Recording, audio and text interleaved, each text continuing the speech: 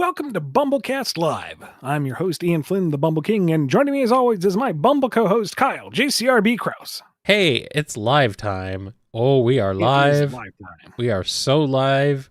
The questions are flooding in like insanity.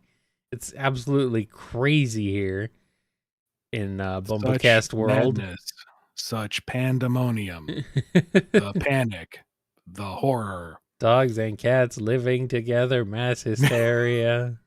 It's crazy. As always, folks, please limit yourself to one question at a time. Wait for it to be answered before you ask your next one. We will do our best to get through every super chat tonight. Those that we don't get to will be rolled over into the next available recording session. Big thank you to Cassie for managing the socials, to Jennifer R. and Professor Rye for helping to manage the questions. And have I forgotten anything? You would think I have it down by now. I don't know. Did you forget anything? I'm just here. I don't know what's going on, Ian. I'm just here. We'll continue to operate on our whack-a-mole policy. If it's a problem, we'll hit it with a hammer. Anyway, let's get started with your questions here on our show live at the very tail end of September 2024.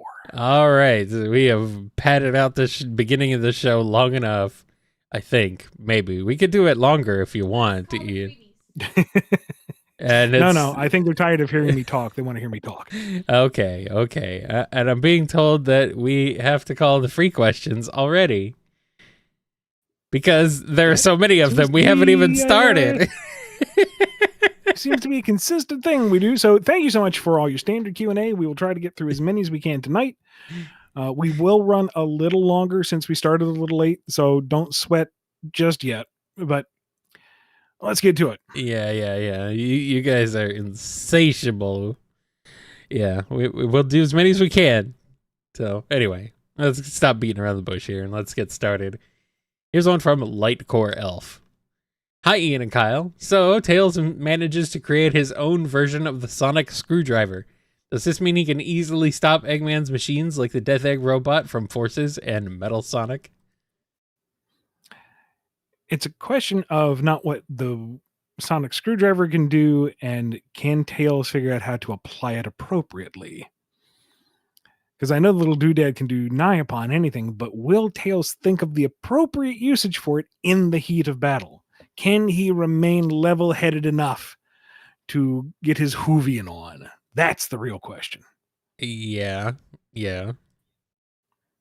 He could, maybe. I don't know. And what do you think? You know, if you're a hardcore Tails fan, then the answer is obviously yes, Ian, you hack. He would win every battle. You are a hack. I'm glad you recognize that. I am a veritable weed whacker. It's true. It's true.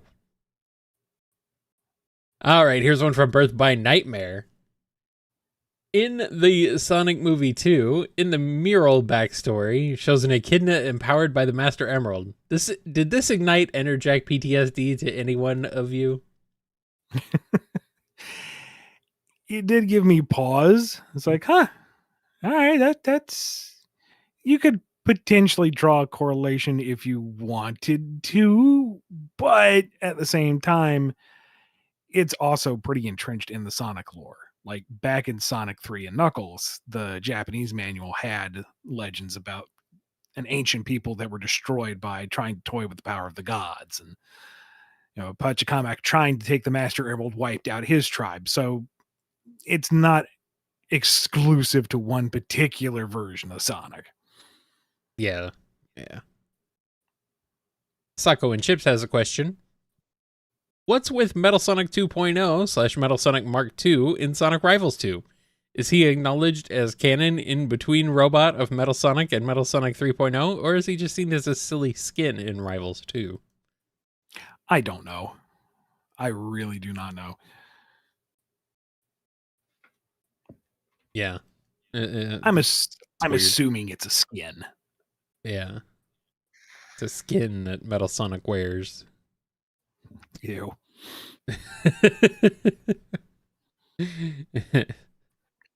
I mean, you said it. It puts the paint job on its skin and then it does the race again. Fun Floof the Cartoon has a question. 2024 annual preview spoilers. City Escape is finally an IDW Sonic, but it also says Downtown Westopolis. If you and Sega discussed this, does this mean SA2's city stages are all in Westopolis? Not all. I would have to go back and double check, but yeah, City Escape is in Westopolis as far as I know, and as far as it's been approved. Well then, there you go. Dat Cartoonist Guy has a question. You each adopt the first stage of a pseudo-legendary Pokemon, Gibble, Bagon, etc., as a pet, with an Everstone in their belly to prevent evolving. Which baby pseudo-legendary do you pick and why? Oh shoot, I don't even remember what all the pseudo legendaries are. What it is a pseudo-legendary even? It's a common Pokemon that you can catch, but its stats are so insane that they are on par with the super rare gimmick Pokemon. Oh, okay. So, you have your one-offs like Mewtwo, which is the tortured, genetically manipulated living weapon, and then you have Gibble, which you can just catch in a cave as many as you want. Okay. I mean, I don't remember them all. So, I'm looking at a list. Oh, okay, because that's also kind of ties into the meta, and I never really got into competitive Pokemoning. I do not have the patience for that. I'm looking at them, and let's see. I don't know. The coolest one is like Tyranitar. Yeah, but you got to start with the base form. It's on the list of legendary, pseudo-legendary Pokemon, Ian. But you don't get the Tyranitar. You're going to get the Larvitar, which is but it's on the list. Little boy. Send me that link quick in the DM. Okay. I've got nothing off the top of my head. Here. I don't want to make this question run any longer than it already has. Here. Okay. I mean, I'm tempted to just say Gibble because he's a funny little Kirby-looking critter. He is, but he is goofy. Sadly, there's no Mudkip. What the heck is up with that? Where's Mudkip? Huh, that page is not loading for me. Oh, hold on. Well, you know what? Yeah, I'm just going to go with Gibble. It looks like a little Kirby-esque critter. There you go. I gotcha. All right. I think I accidentally typoed. Introduced a typo. Not Beldum, because I have extreme anger towards the catch rate on that thing. Dratini's cute. Yeah, I'd take a Dratini. That'd be a fun little pet. Larvitar's a grumpy little boy. He's all right. Bagon, I hate the design. I hate the entire Bagon line. That's the stupidest looking thing. Gibble, he's a Kirby boy. That's fine. Dino, love the puns in that line. So yes. Gumi, no. You put that in a trash bag and you safely dispose of it. What's wrong with Gumi? No, I'm going to take Gumi then if you're going to be like that. Fine. You enjoy mopping up after it everywhere it goes. Yeah, well, whatever. Dreepy's a little cute, I guess, but it's a creepy ghost by and Frigibax. Yeah, no, that gives Bagon a run for its money for absolute stupid design. How could you do this to them, Ian? You're so rude. Just not like insultingly bad. I'm mad about Pokemon. Anyway. Okay. Fine. Whatever, you Gen 1er.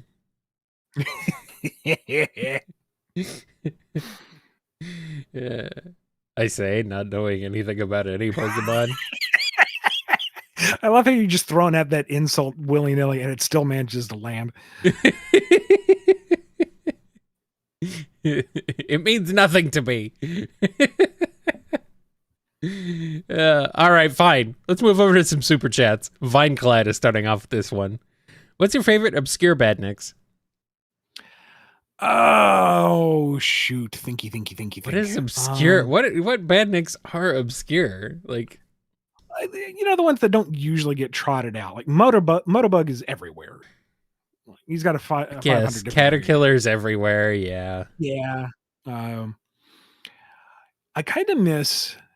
It's just called B out of B Sonic Blast, but it looks like Charmy, and that cracks me up. Yeah. It's like Eggman. It's not Metal Charmy. It's just B. It's just B. It's a throwaway badnik to bop. He just forgot his name. He just forgot. Oh man. Wow, what is it on the death egg? Is it chain spike? That creepy floating mace ball with just an eye? Death That. Egg. You mean the boss No. It was a common badnik. I think it was called chain spike. on Sonic 3 or Sonic Yep. 3 and Knuckles? Yep. Chain Spike. Okay, let's see. Yep. Yeah. Okay, is that the one that Chain Spike's the one that has like the things that shoot out? No, that one just kind of zoops in real quick and then drops a spiked chain at you real quick. Yeah, that's a Chain Spike. Yeah. Yeah, it must not be the one you're thinking of. That's the one I'm thinking of. It's not Spike Bonker, or is it? No, Spike Bonker. No, Spike Bonker is a pain in the butt. That's just dumb. Spike Bonker is funny though. He's got googly He eyes. But Chain Spike is like threatening. True. And it's not like super obscure. It's been on a few things, but I really enjoy Shellcracker just because that face has personality. He's gonna punch it and he's gonna enjoy it. You can just see it. Yeah. I mean, well, Shellcracker kind of became like the crab meat, the next stage of crab meat, the evolution of crab meat. Crab like meat. Crab meat stage 2. Yeah. Yeah. I don't know. Crab meat's around a lot, but yeah, that's a common one. Yeah. What's our favorite pseudo legendary badnik? I'm kind of sad Splats got scrapped, but I'm glad he came back for Superstars. Yeah, they brought Splats back. That's good. Splats is fun. Dinosaur badniks and Hidden Palace. Or Desert Dust Hill. Yeah. Yeah, there's some fun ones for sure.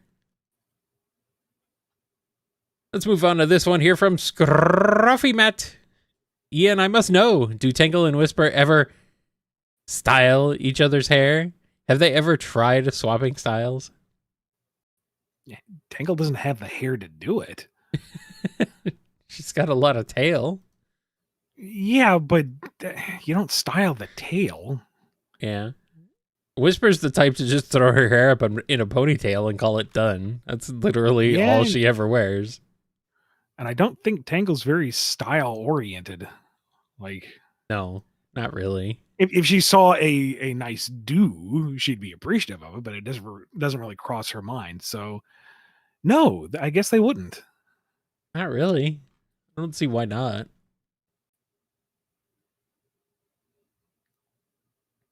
I don't see why. That's what I mean. She's got some hair, but it's like always just a messy up sort of spiky thing. Not spiky, but messy. I don't know. Don't let Ian ruin your headcanons, guys. Let him. Don't let him. Scurvy Pirate Dog has a question. Someone does a DNA test and, surprise twist, turns out Vanilla is Sonic's mom. Only reason she didn't know was because of a trip to the casino night zone. How does everyone react to this revelation? Sonic's like, huh, I have a mom. That's neat. Cool. Vanilla's like, huh, I have a son. That raises more questions about who the father was. Hedgehog. Cream is like, oh my God, my big brother is Sonic the Hedgehog. Yeah, it's like my birthday and Christmas rolled into one. Oh boy. Oh, good. And she goes, Amy, that means if you get married, you get to be my big sister. And he was like, yeah, I can be related to my bestie. What do you think, Sonic? And Sonic's not there. He's gone. He's like, what? He's gone. He's away. Here's one from Tristan. Splatoon 3's Grand Festival was incredible. I am man enough to admit I cried. Team Past 1. So, Ian, if you were tasked to write a Splatoon miniseries based on the theme of the past, what are some of the ideas you would do? It'd be fun to go back to the original Turf Wars, like the stuff that they had. Was it Splatoon 2 or Splatoon 3 that they showed off like the old Japanese scroll work and ink paintings and like showing off the what passed for the what technology at the time. I think it was Splatoon 2 because 3 got more into like the deeper lore. I thought it and was the true 2. origins. Yeah, 2 did that. Yeah.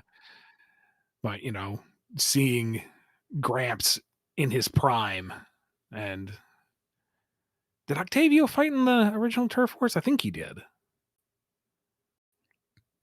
And Yeah, just he did. explore the Octolings and the Inklings during that period of time, and seeing what would happen and lay the building blocks for what would come after. That'd be fun. Mm-hmm. Here's a question from Geo Knuckles. Team Chaotix team up with Power Rangers Rocky, Adam, and Aisha. How does that go? So the replacement red, black, and yellow Rangers. I was gonna say, was that them? Because that's Yeah. about the time I fell off. Because Yes. how dare you get rid of Zach and Trini? Jason, you didn't care, right? Sounds like, Jason, you're like, Poor man's Tommy. Yeah. Which is funny because, Jason would have been first. Yeah, whatever. I honestly don't know because, honestly, as a kid, I couldn't tell what the personalities of those three were supposed to be. Like, caricature as they were, the original 5 were very clearly defined, and I feel like the replacements were kind of, and here they are, color-coded. And? Yeah. Who are they? What is their personal gimmick? You have not immediately entertained my child brain. Moving on. Yeah, but Adam is kind of like, he was more quiet-ish. He wasn't like, it wasn't like Zach. He was like the opposite of Zach. Why would you do anything that is not Zach, honestly? But Johnny Young Bosch is cool. Come on. He is. He's very cool, incredibly talented voice actor. They didn't not a replacement for Zach. They didn't use him very well. They didn't take advantage of him very much for. Here, you're great at character work. What's my character? Bland piece of toast. Gotcha. Yeah, I guess so. And he didn't really have a lot to work with because what does Zach get? A freaking mastodon and a battle axe. Yeah. What does Adam get? Frog. A frog. Frog. A frog. Hippity hoppity. What do the Chaotix do with them? I honestly don't know. I'm sorry. I don't know enough about those characters to riff on it. Yeah. Adam might have come into his own a bit later because he has stuck around for a very long time, apparently. Really? Yeah. He comes back often. Like Tommy also would come back often. Adam came back often too.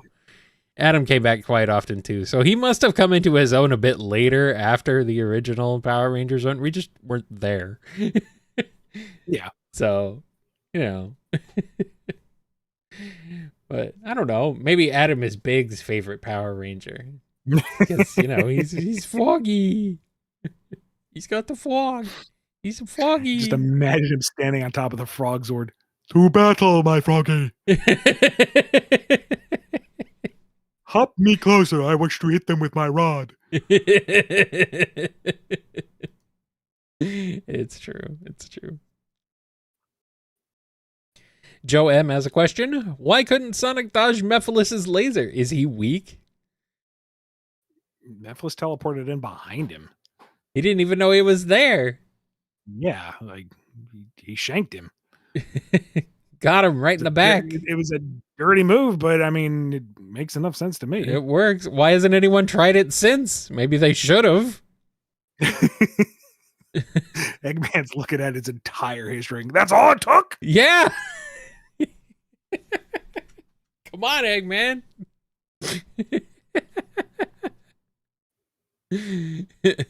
Get on it. If that's not a good enough answer for you, then that version of Sonic had just incredibly large spines and it completely blocked his peripheral vision. Yeah, there you go. There you go. All right, JCR1216 has a question. Tangle has to get wisdom teeth surgery, and once she goes under, she flirts with Sonic, Espio, and Silver. What does she say? Well, with her wisdom teeth out, it's all going to sound like...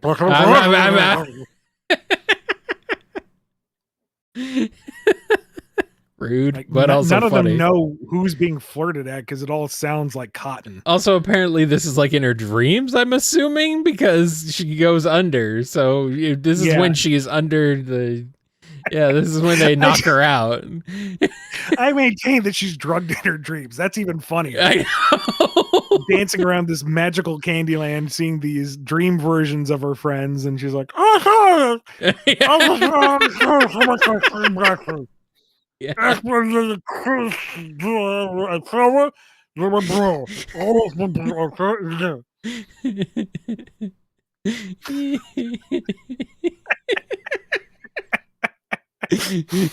Thank you.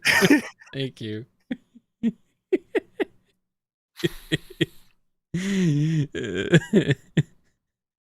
All right, here's one from Anime YT.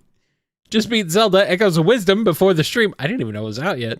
So, with that fresh on the brain, may I ask if the Tri-Rod appeared in Restoration HQ, which of the main cast would cause the most chaos? Tangle. I mean, yeah. Like, Whisper will use it as an efficient tool and means of, circumventing the enemy and, dropping beds on them.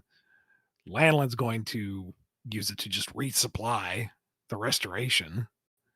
Tangle is going to see how many beds she can fit in this room. Time. And she's going to zap everything to see if she can make an echo. She's going to make a ton of beds so she can stack all the mattresses and jump into them and see how many it takes before she doesn't hit the ground anymore.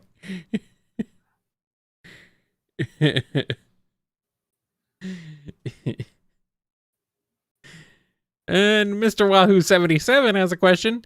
Do you think Game Sonic has the skill, power, and technique to beat Archie Sonic? Power scaling. It is. Nonsense it is. again. Everybody loses in the power scaling battle. Yeah.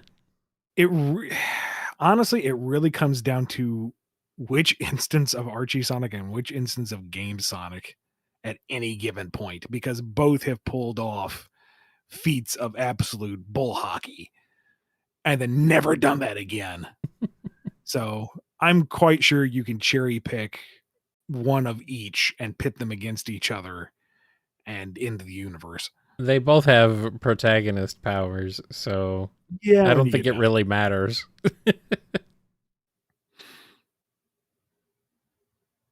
And Shellin Sonic has a question. We're going to switch back to some standard questions for a little bit. Eggman decides to take a vacation with Orbot, Cubot, Sage, and Metal Sonic. What delightful chaos ensues, and how long does it take Cubot to realize he forgot his favorite can of motor oil? Let's see. They get out to the beach. They're all settled. And Eggman decides, you know what? That sun is too hot. He's going to blot out the sun. Oh, no. And thus ends the vacation as he builds out a giant sunshade. Perfect. And Sage quickly points out, Father, if you blot out the sun, all the solar reactors will go offline and there won't be any vegetation, which is required for the atmosphere which you breathe. And Eggman's like, very astute, very astute. So what it is, we need a little bit of sunlight. The sunshade will have holes in it to make my face beam down on the entire planet. Very good, Father. Okay, Mr. Burns. And that's when Orbot looks over and says, why so glum, chum? Yeah, I forgot my favorite can of motor oil. Who shot? And Double Sonic is just standing there hating everything. Who shot Dr. Eggman?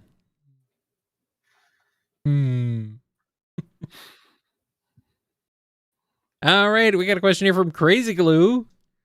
Therapy time. Cream decides to host a group therapy session about the importance of parental figures. The only ones to show up to the first meeting are Shadow and Knuckles. How does it go? There was a comic going around a little while ago around Father's Day. And Cream's like, "Are you celebrating Father's Day, Mr. Shadow?" And he's like, "My one father turned into a mad scientist who tried to destroy the world and was executed by a military tribunal. And your other one? I killed him myself." And he just takes a swig of his coffee mug, and Cream just looks completely shell-shocked. That's a funny, bloody comic. I don't know who did it. If you did it, comment below. Claim you're right. You have entertained me. And then send everybody to like your Twitter or whatever so they can shower you with praise and attention. Yes. Parental figures, though, barking up the wrong tree. Like, maybe they showed up because they thought she had advice. Because they don't really have anything to go off of. No. Shadow's parents are either wildly off base or murderous. Well, no, that is both of them, isn't it? Wildly off base and murderous. Yeah, all right. So Knuckles is like, I don't know what a parent is. So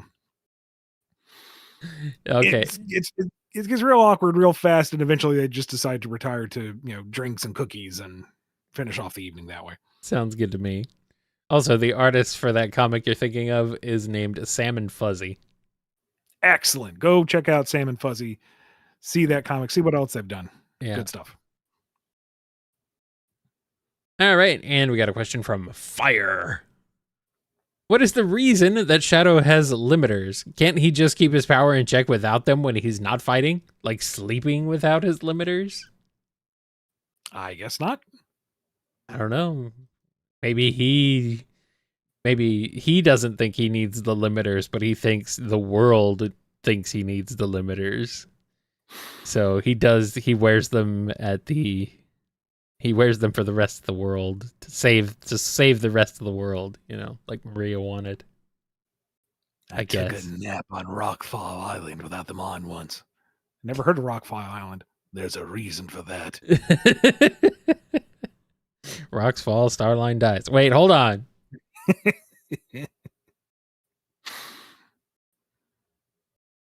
All right. Let's go back to some super chats. This one is from Supersonic Fan. What if Rough and Tumble switch bodies? Would anything happen? Well, Tumble as Rough is going to savor that tail like nothing else. Like he's just sitting there rocking with it, cuddling it like a teddy bear. Whereas Rough as Tumble is not used to being so tall and is going to be walking into things and falling over his own feet because he's getting altitude sickness. How do people live like this? Also, without a tail, he has no balance. Uh-oh.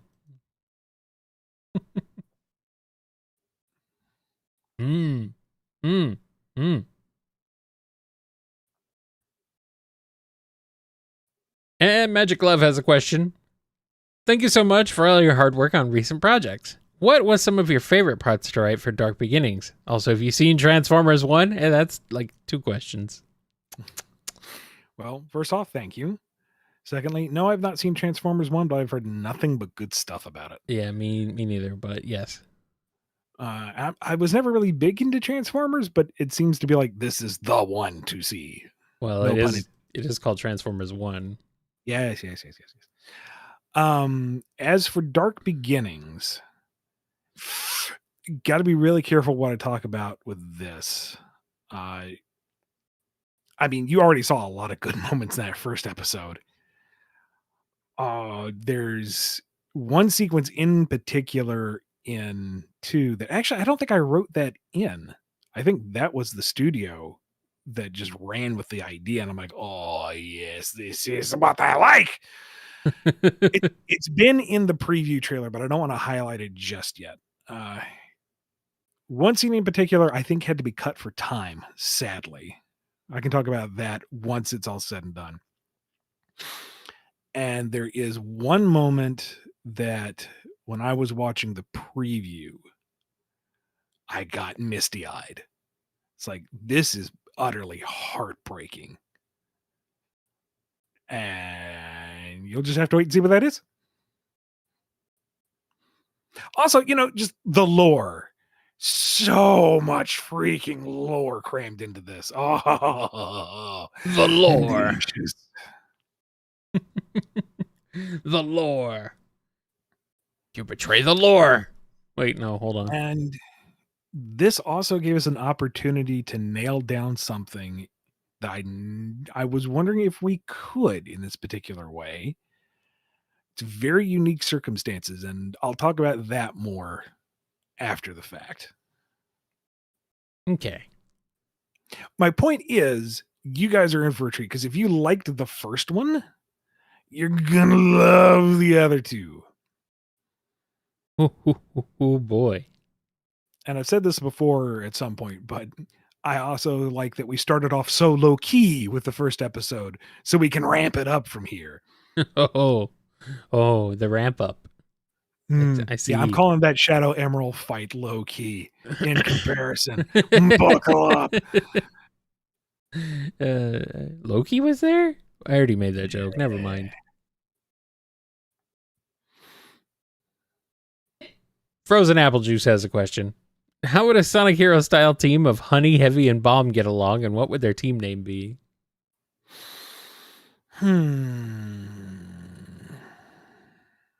I guess Honey would have to be the flying one in this instance. How? Well, I mean, she's got wings. Does she? Wait. Yeah. Hold on. She's got a gliding attack, dude. Hold on. Wait a minute. I mean, it's always been played coy whether that's costuming or she actually has winglings, but okay.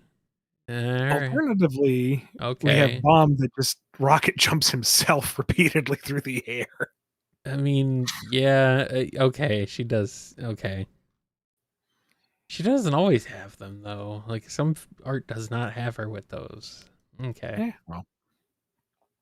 Heavy, I guess, has to be the power type because he certainly is not speed, and there's no way that thing is going to be flying. I don't know. Unless he Honey could throw him. Maybe he tucks his little spring legs up and launches like a rocket. He's canonical. Well, not canonical. He's conical. He's canonical. Too many syllables. What? Heavy is canon? He is Heavy Cannon guy. Team name? I don't know. The Wrecking Crew? I mean, because Heavy will squash you, Bomb will blow you up, and Honey will just kick your ass. As for their dynamic, Heavy and Bomb are so ill-defined, it's hard to say. But if they're kind of just geometric automatons, it might be fun to just have Honey be all the personality and them with their lack of responses being the punchline every time. Yeah. Something like that. I could see that.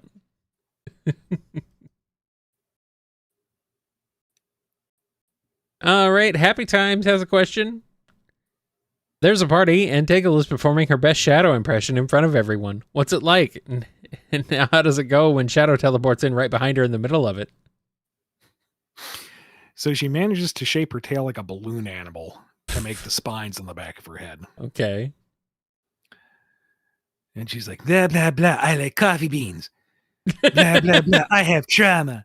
Blah, blah, blah, I don't have rollerblades. I mean, it's kind of funny with the effort she's putting into it, but not really accurate. And then Shadow teleports in behind her, and everybody kind of catches their breath, and she turns around, and he goes, "That's hilarious." I love it. It's perfect. Does Tangle say damn? Can she bring She herself tried. to say damn? Where's that fourth chaos demo Dagnimit? Dynamite. Where's that darn fourth Chaos Emerald? Rassafrassin fourth emerald. I'm not Yosemite Sam. For pity's sake, just drop the 4 letters.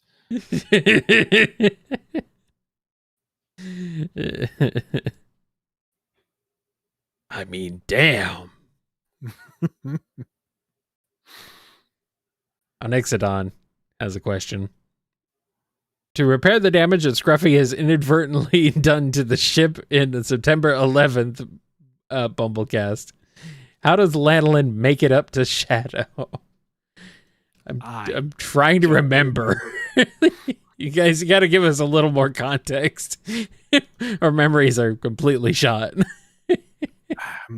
We go through so many questions. Yeah. She gets him a box of 80% dark chocolate covered coffee beans. Chocolate. Chocolate helps? Dark chocolate. 80% dark chocolate. Okay. The kind of chocolate that bites you back. Well, yeah, but it's still chocolate. And he's looking at it and he's going, this is going to hurt me all the way through, inside and out. Yeah. It's kind of symbolic for the pain you always experience with your existential dread and stuff. You really do care. You do get me. I'm going to brew these up right now. You don't bring... Okay. Suit yourself. Oh, the irony in that he eats regular coffee beans but tries to brew up the chocolate coffee beans. All right, Mr. Coffee, let's dance.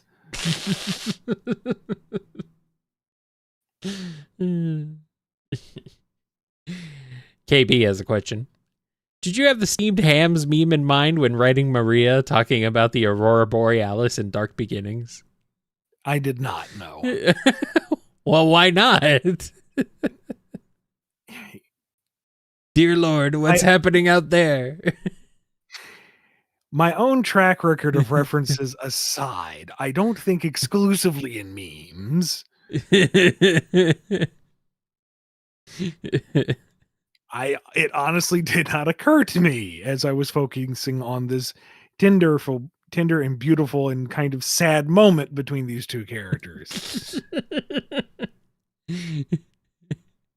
That said, I did see somebody's edit where they just recut it and redubbed it so that Shadow does the whole bit. And it's like, oh, okay. That's funny. All right. Sorry. Also, what are you doing looking at this fan content, Ian Flynn? It's directly built off of the official stuff. That's safe. Uh-huh. Sure. Sure.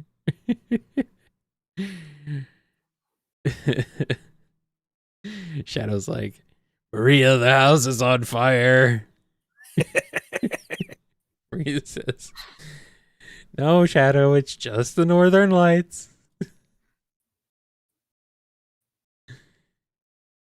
And Godzilla has a question. Without going into too much spoilers, what's your favorite Doom power for Shadow? I'm torn between the Doom Surf and the Doom Morph. Yeah, cannot talk about that at all. In part because I don't have any hands-on experience.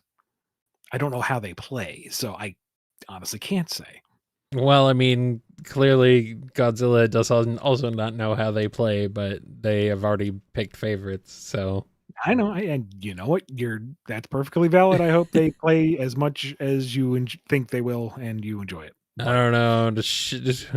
I don't know. I think the idea of Shadow turning into a weird tentacle monster thing is maybe a little too much. Maybe a little too much. I don't know. Maybe that's just me. Maybe I'm the silly one. The silly one.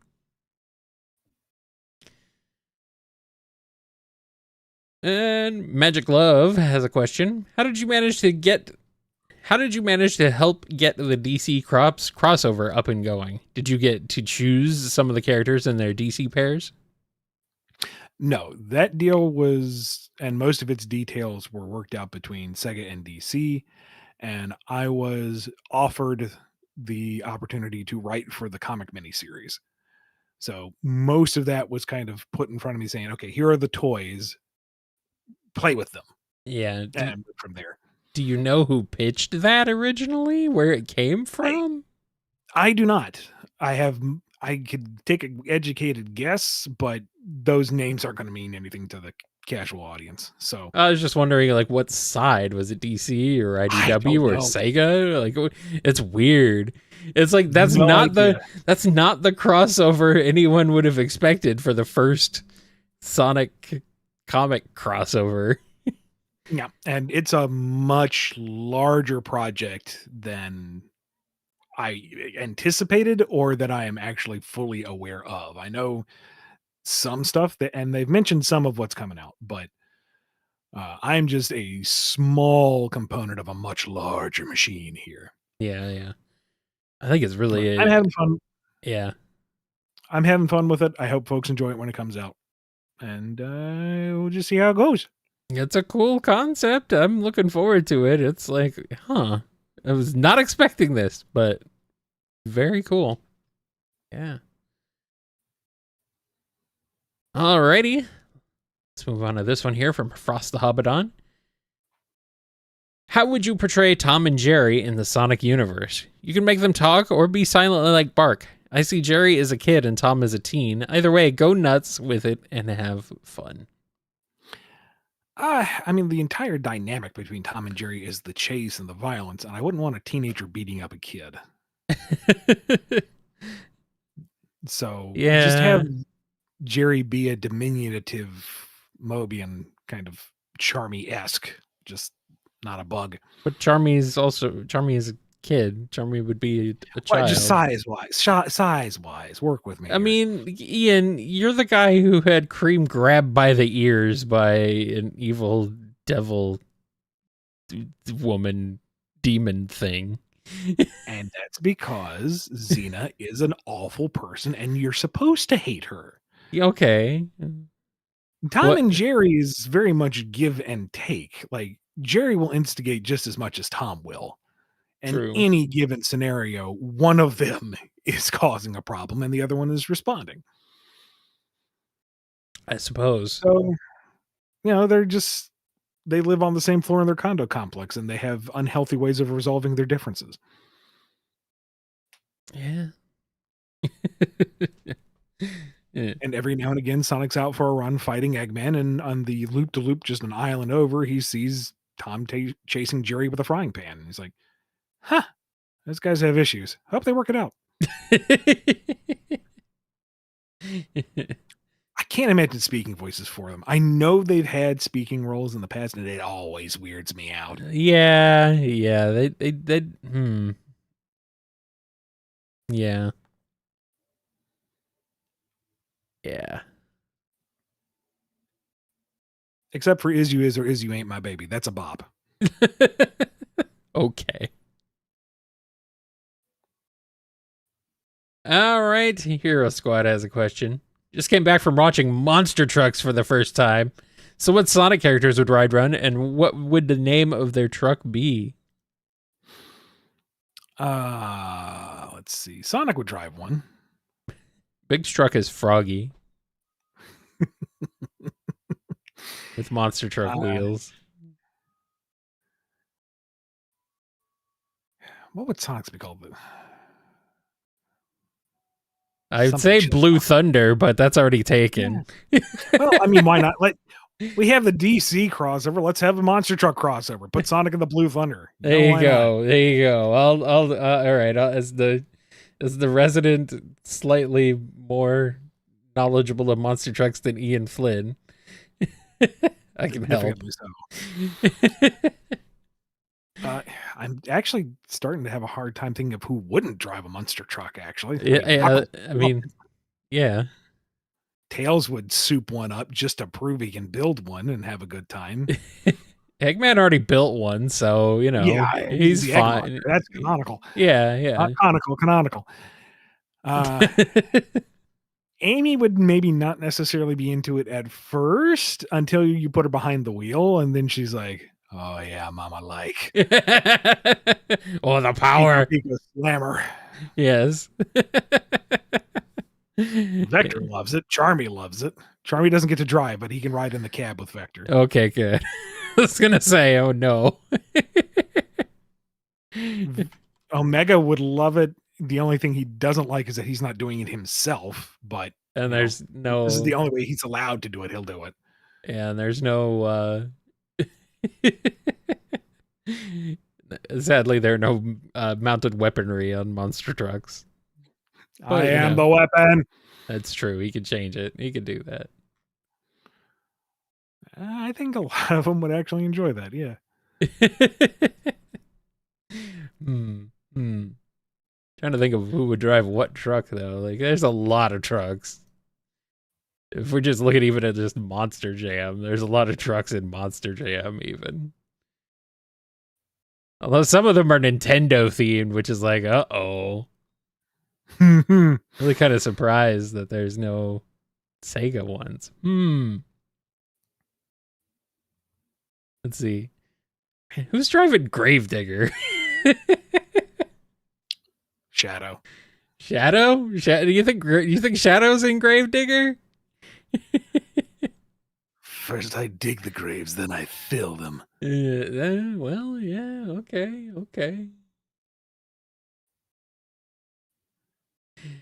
Yeah, there's some really silly ones. There's some stuff that's like just like there's some DC Comics ones that are, you know, Swamp Thing. It's like, yeah. Let's see. I don't know. Put your thoughts down in the comments below. And here's one from Cameron D. We know your stance on Dark Sonic and how it's not a real form, but if asked by Sega to write for a similar form with a blank slate on powers and accessing it, would you? And how would you do it? How would you go about it? Yeah, I mean, if the bosses said, "Hey, we're going to do a dark supersonic," got ideas, I would want to pay homage to the Sonic X version because that's going to resonate with the fans the most, rather than something that's wholesale new. But knowing what I know about Sonic X, I don't know if we could even touch it, actually. Huh. I wonder if that's caught in weird legal nonsense. You've talked about that before. Yeah? Okay. About how you can't really do much with Sonic X. I don't know if that falls under that umbrella. Huh. Well, but let's see. And what is it about this Dark Sonic that separates him from like Dark Spine? What is it about it that is distinct from Supersonic? Because Supersonic is all of his powers enhanced, and he's golden and radiant and full of razzle dazzle. It's like all that positivity and energy amplified. And that's Sonic's thing, is that he's always positive. He's incorruptible. That was the whole point of Sonic Unleashed. Yeah. So, this is why I always get hung up on a dark Supersonic or Dark Sonic or whatever, because that's not who he is. He doesn't give in to his darker feelings in the rare instance that he has them. And that's kind of what makes Shadow so interesting, is because he has a lot of aspects like Sonic, but he is driven by those darker thoughts and emotions. Yeah. So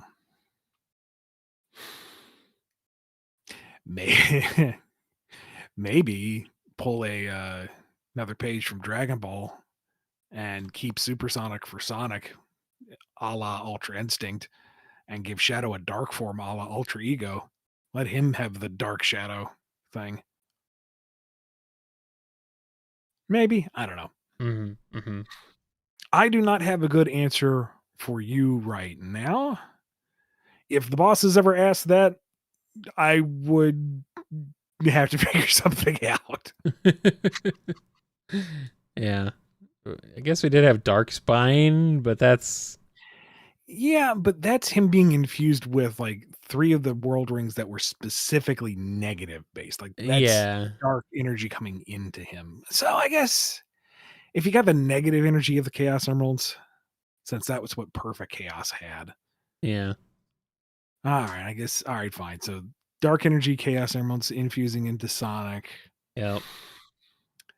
I guess go with the something a little better than the Sonic X design because that was barely a transformation. Maybe go like full black with blue highlight. You know, the way that they kind of like the way they used to like animate Venom in the old Spider-Man cartoon where he was black but it was heavy blue highlights so that he wasn't just an ink blot. Maybe go that route. Not so shiny, just very subdued. You know, it's just this like obsidian dagger of a character. And still enhances all the abilities, but the personality takes a nastier twist. Like the jokes are hurtful now. The snide remarks are a bit cutting. Mm-hmm. He's not going to take the time to check if anyone's caught in the crossfire. He's going to be more aggressive and more violent, maybe, in his attacks. Yeah. Also, Maybe. I don't know if that's the best way to do it, but it's an answer. Also, holy crap, Ian. We have almost as many super chats as we have standard questions on this episode. So we should probably start cranking through some of these. Yes, let's do that. All right. Well, I say that, but I'm like, yeah, let's switch back over to let's do at least a couple of standard questions. We don't want to leave those guys completely out in the cold. No. And we can always roll some over into the next recording session. Yes, indeed. Actually, they might have to be spread out over the month, but we'll do our best.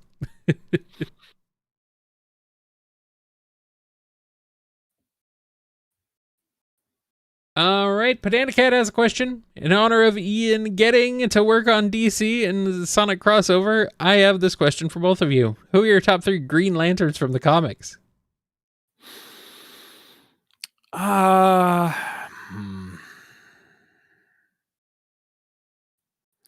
mean, Hal, just because he's kind of the Lantern.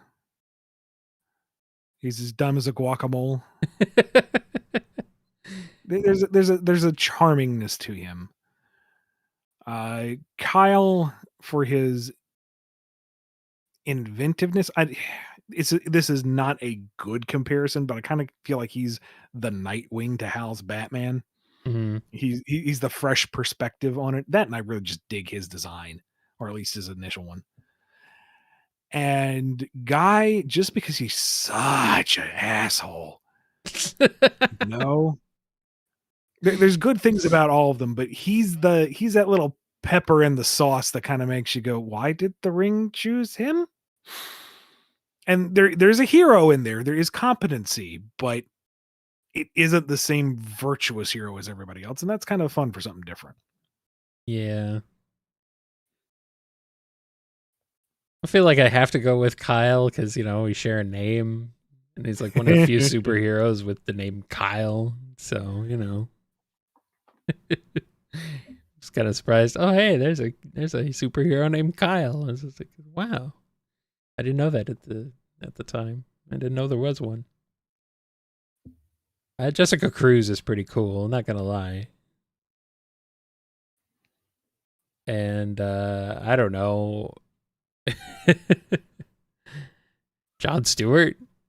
He's pretty neat. Yeah, he's fun as like the straight foil. Yeah. To so many things. Yeah. All right, here's one from Uncle Venus. Totally unrelated to recent announcements. Are you virgin red belt enjoyers, or do you acknowledge that Superman's classic trunks look emphasizes his strong physique and balances his color scheme? I like the red trunks myself. Yeah, me too. I mean, it's already silly. Big, bright blue and red, colorful outfits. They're superheroes.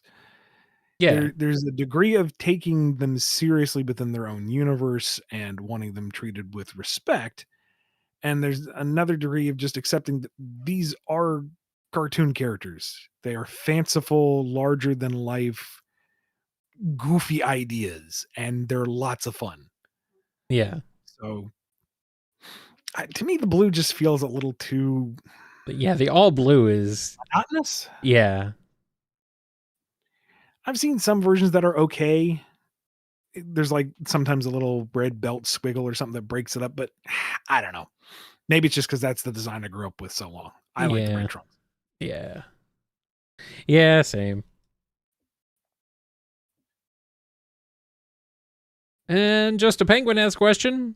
Silver is suddenly unable to use telekinesis to clean up any food stains from his bright white fur right before a fancy Soul Empire dinner event with Blaze and others. How does everything go? He puts on his best dinner jacket and ascot. Unfortunately, the stain is on his legs. Oh. It doesn't say that in the question, but I'm saying that right now. Man, we have to burn through these questions. Oh, wait, I'm going to make them harder for you. Thanks, Carl.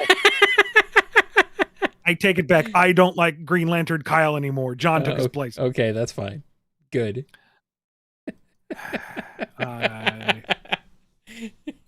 Well, it turns out, surprise, surprise, the Soul Empire dignitaries that we've never seen all wear pants. Good. So he gets to wear pants with his dinner vest and ascot.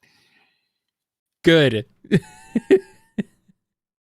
Put that boy in pants. A decent pair of pants. Yep. Or maybe he wears a kilt, Put him in a kilt. There you go. No. Yes. I'm not going to riff on that further. We're moving on to the next question. Okay, fine. Gotta go back to Super Chats. Here's one from Andrew B. Starline's Isekai adventures continue, and he ends up in UC-93 working for Neo Zeon. What does he think of the plan to drop Axis on Earth? What the heck is UC-93? I'm sorry. I don't know what you're talking about here. I'm sorry. I look up UC-93 and I just get a submarine. I'm getting stock market information. I have no idea what this is referencing. I'm so sorry. Okay, yeah. No, I do not know. New Zeon? Let's see, hold on. Neo Zeon. Neon Zeon. Oh, Gundam. It's a Gundam thing. Oh, it's a Gundam thing. Okay. Which Gundam? Gundam. Man, even our resident Gundam aficionado, Professor Rai, has never seen this one. As far as I can tell. Char's Counterattack? Oh, he says he has seen it. I don't know. Char's Counterattack? What the heck is that? Oh, this is part of Char's Okay. I never saw that. But this is OG Gundam. Okay, he has seen it. Okay. Okay, just never watched it with the group. Okay. Okay, so now that we've got that down, what was the original question? Starline ends up in UC-93 working for Neo Zeon. What does he think of the plan to drop Axis on Earth? All right, so I can't go through the whole wiki right now, but I'm assuming Axis is another orbital station, and they're going to Axis is a giant meteor base, yeah. Meteor base. Okay, so it's like the colony drop from Mega Man X5. Okay. Yeah, all right. I like how we're pulling up Mega Man and X-Men here. Yeah. How many meteor bases have there been? His plan to drop it on that, loves it. Very dramatic, very practical, huge impact on the world below. We are evacuating it first, right? Wait, hold on. Why would he want to evacuate it first? because he doesn't want to be on the rock as it falls from space. Kyle, you die on those things. Ask him how he knows. This is the ultimate falling rock on Starline, huh? Or maybe, you know what, he just embraces it. Dr. Starline, we're evacuating. No, you go on. It's more poetic this way. Mm-hmm. And as the rock falls on so many people below, hello, boys, I'm back. Yeah. See how you like it.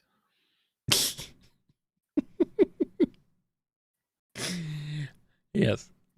He's alone on the station. Speakers are blaring. Here I am, bump, bump. Rock you like a hurricane, bump, bump.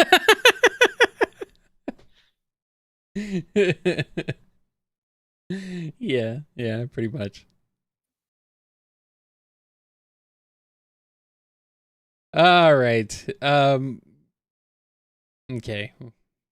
Hold on. Where did that one go? There we go. Okay, sorry. We are already at like 60 super chats, Ian, so I think we're going to have to cap it off here for super chats that we're going to answer on this episode. Any more super chats are going to be coming. They will be in the coming episodes for this month. So if it don't get answered today, listen to upcoming episodes of the BumbleKast and we'll get to them.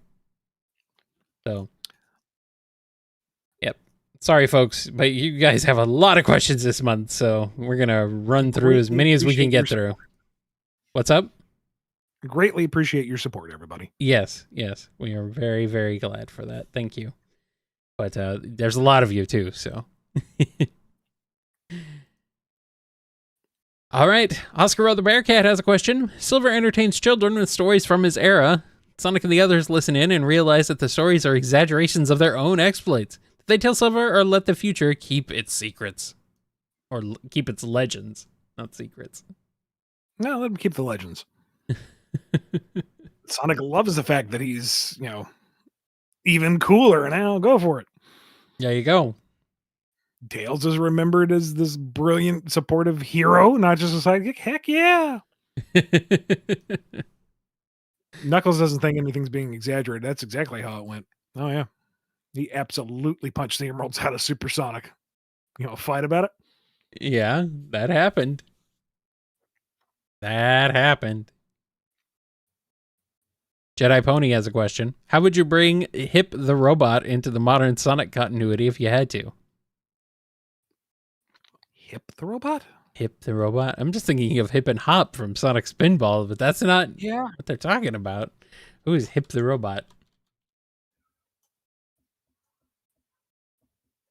Let's see. Hip Hedgehog.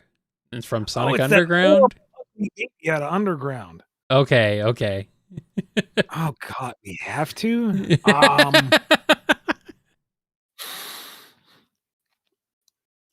Did it have a purpose other than to be a baby? I don't even remember the episode aside from that horrible sequence.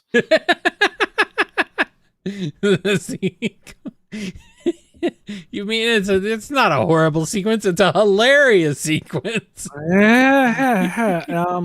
That baby is 6 feet, Sonic Underground. I don't know. Eggman builds an infiltrator baby bot because he thought it was a good idea. Plan fails. Tails manages to flip off the evil switch like he did with Jimral, and now Vanilla has another kid in the house. Tails, you shouldn't make those kinds of rude hand gestures. Vanille's getting real tired of these various robots getting dumped on her, but okay. Just flipping them off.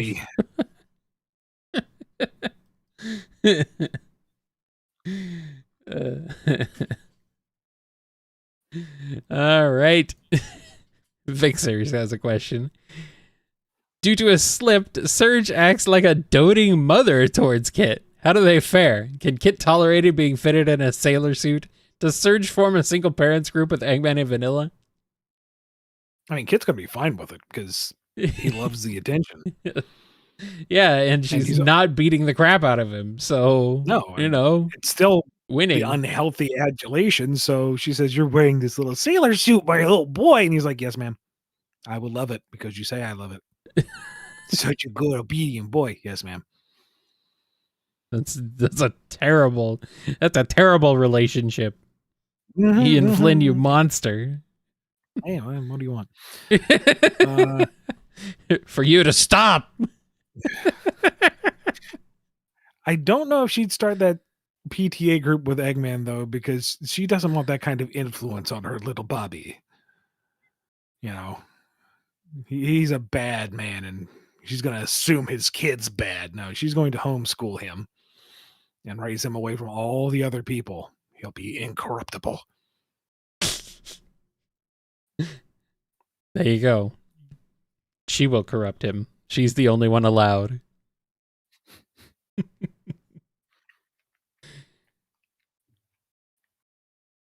Mr. Krabs has a question.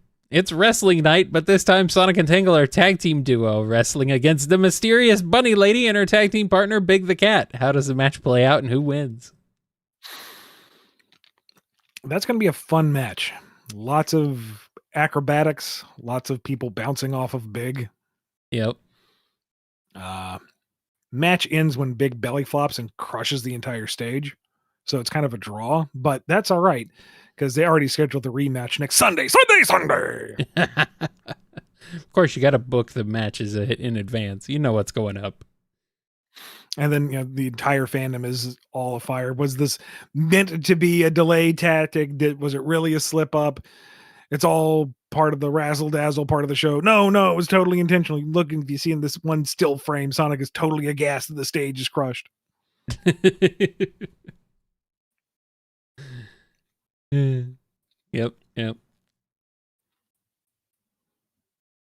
And we got a super chat from Intervisional. Silly shipping scenario time. Silver and Sonic go on a date. What gifts do they get each other?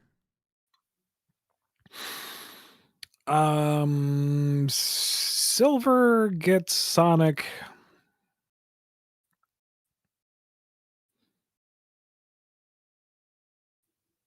a chili dog because easily accessible food is still a highlight for him. True. Warm, freshly cooked, and hey, he even likes it. So what better gift can you give? Sonic brings him a pine air freshener because it reminds him of trees and he can take it wherever he goes. There you go.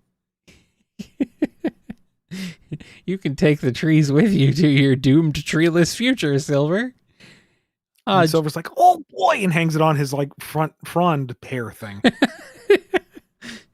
Silver's like, "Oh gee, thanks, Sonic." And then he just like is sad remembering that his future is all bleak and treeless. Oh man. Lord Van Oscaro has a question. Neo Tails doll captures Tails' friends, serenading them with his rendition of the Oogie Boogie song. How will Tails save them from his gambling badneck doppelganger?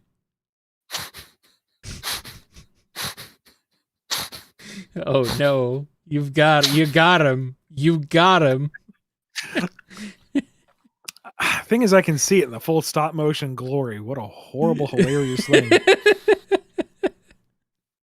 Yep.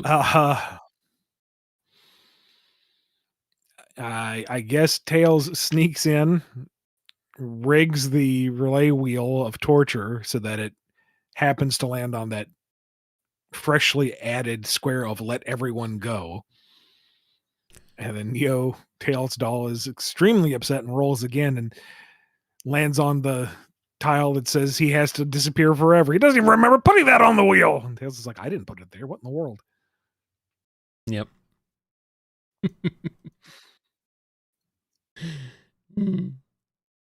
Here's one from DDR Master M. For Undertale Anniversary Month, Bean is dropped into the underground. How does the woodpecker do venturing through the underground? It's going to be the genocide run by mistake. Oh no. Because if given a moment, he probably would back off. and just be friends with all these weirdos down here. But they're coming after him first because they need that heart to escape, and he's got bombs. Yeah. Yeah. Yeah, I guess the bomb would be one of the options on the on the menu, wouldn't it? Unless Sans, in his infinite time loop wisdom, gets to him first. He's like, hey, how's it going? And Bean's like, hi, you're a skeleton. I sure am, buddy. Listen, everyone here's a little high strung, but give him a chance. Don't, bomb him first thing. Don't bomb first thing. Don't know if I can do that, my bald buddy. Well, if you do, you're going to have a bad time. Oh, well, thanks for the warning. And then he comes besties with Papyrus. Yeah, but Bean doesn't have a human soul though, so I guess it wouldn't be It's needed. close enough. All you need is an adapter. It'll plug in the same way. Okay, it's like going from from European regions to American as far as plugs go. Yeah. It's all power. It all works the same. It's just, you need an adapter. You step up or step down. Yeah.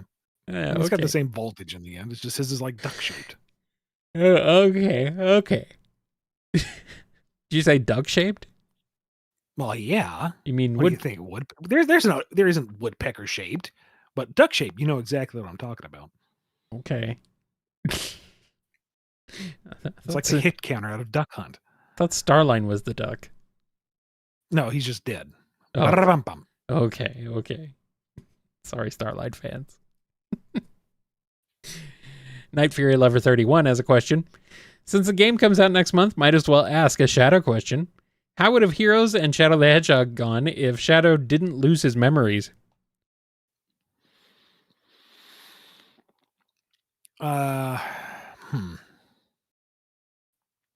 Heroes, his whole drive was to find out if he was the real one and what Eggman was hiding from him. So I guess if he had his memories and Rouge lets him out, he's like, okay, bye. And Rouge is like, treasure! And Meg's like, kill Eggman! And Shadow's like, have fun with that. And what was the other game? Shadow. Shadow's game.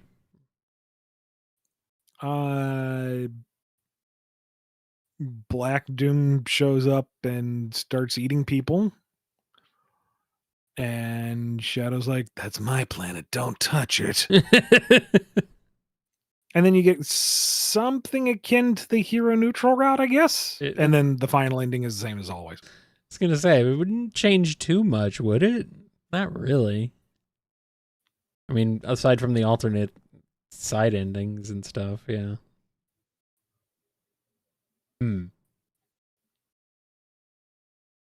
Here's one from OzJam. With Shadow, what do you think makes edgy characters like him popular? What pitfalls should be avoided/subverted when developing a character like him? Ooh. It's tough because what makes a character like that popular seems to vary per character. Yeah, so we'll paint with a wide brush on this. Yeah. But say that part of it stems from them having, if not a relatable, then an understandable trauma. Some wrong was done to them that is in some way egregious enough that you're willing to forgive the bad that they do in response. Now, they do not take the virtuous high road. They do not try to be a better person. They do not try to grow or change from it. They react vengefully. They react directly to the stimulus, proportionate or maybe not proportionate to the amount of wrong done to them. And depending on just how edgy you want to go with this, how much they affect those around them comes into play. Like if they are just not approachable, to the extended cast, to the good people around him, then he becomes somewhat forgivable. Clearly he's not a rabid animal going out of his way to just damage everything. He's someone who's hurt and isn't willing to open up. And I think there's a degree of empathy everyone can have with that kind of shell. We've all had that kind of barrier around us.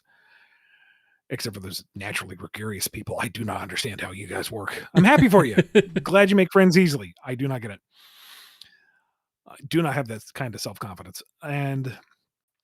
Or if you make him, I say him, the edgelord to be, For lack of a better term, lash I out suppose. at everyone and everything, then you're going to have a much harder time making them a likable and relatable protagonist. But it may depend on what their tragic origin is and how that balances the scales. Like if they are just going buck wild and then you find out, oh, it's because the true villain did something truly horrendous. And you're like, well, I get it. This isn't the right way to respond, but I kind of get it. And I hate to say it, but a large part of it is make them attractive. If they've got that brooding darkness going on, a lot can be forgiven if people are thirsty enough. So that's part of it. You think that applies to Shadow? Oh, Kyle, you've been on the line. It long does. enough, I'm not saying it doesn't apply to Shadow. I'm just asking. Because, he's literally just... he's just a palette swap Sonic with upturned quills. It works for some folks. I ain't gonna knock it. If that's what makes them happy, okay. Yeah. Well, I guess he's got those danger stripes, And he's red and black, at the height of Hot Topic's popularity. Look, dark hair with stark highlights is kind of fun. I'm not gonna lie. You're not wrong. I don't know if that really cartoon animals, but again, it works for whatever floats your boat. And I guess he's got chest hair. People like the chest hair. Highly manicured chest. Oh God! Can we move on, please? Yeah. I mean, it is kind of weird that they moved the chest hair to Silver's forehead for him, but whatever. Didn't work out quite as well. Silver's popular, but he's no Shadow. Winderblitz has a question. As we all know, the Black Arms are a species of evil planet invading aliens, while the Wisp are a more peaceful species of chill aliens. But what if it was the other way around? Oh no. Shadow's game would have been very different. And actually Sonic Colors would have been very different too. See, that would be kind of fun if you've got the Black Arms showing up looking like horrible walking tumors and everyone's like, oh God. And they're like, we come in peace. What up, my bro homies? And it's like, oh, okay. You're kind of scary looking. That's just a matter of perspective, man. Yeah, all right, fair enough. That's just like your opinion, man. Black Doom abides. Yeah. Meanwhile, the Wisps are these terrifying energy parasites that infuse you to rob you of your essence. And all of Sonic's color powers are him just trying to burn them off before they kill him.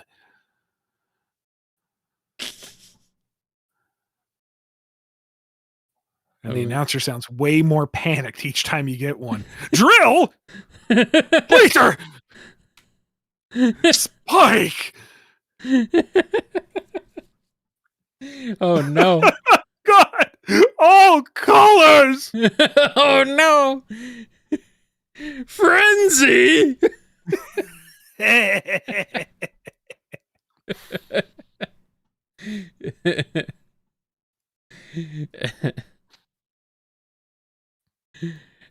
When testing, whole game, sorry. spend the whole game hiding from Yacker. Little thing floating around. Oh God, Tails, hide! Here he comes. What does the translator say? He's saying, "You don't want to know." Oh boy.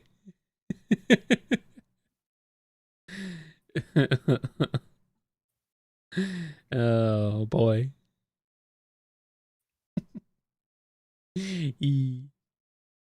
Here's one from testing. The bio lizard's main issues are its aggressiveness and its dependency on life support. Without those issues, how would it fare against Shadow? So it's like chill and doesn't have a giant reactor built into its back. I guess. Ain't gonna fight Shadow then. It's just gonna be a lizard sitting there enjoying the juice. But if it's if you took out the aggressiveness, okay, yeah, then it's just hanging out.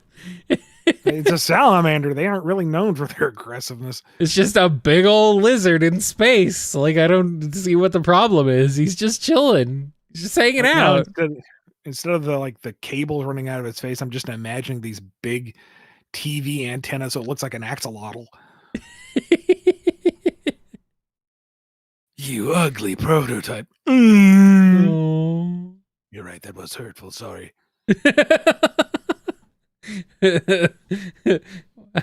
Surprised Shadow would apologize for that. This is why we don't judge on appearances. Oh, shut up, prune face. He doesn't feel bad about that one. Well, no. No. And Retsupe has a question. What guidelines does Sega have for Rouge? Is she still a spy? Yep.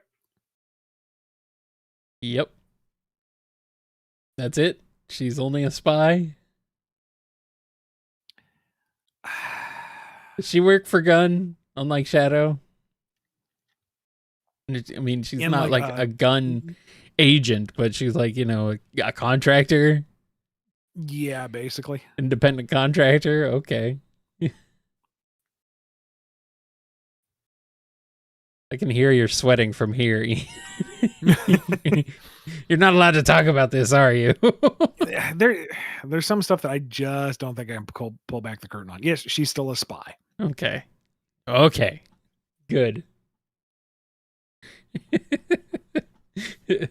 I hear the gun that Sega's clicking and pointing at your head over here. Don't do it. Here's one from Twilord.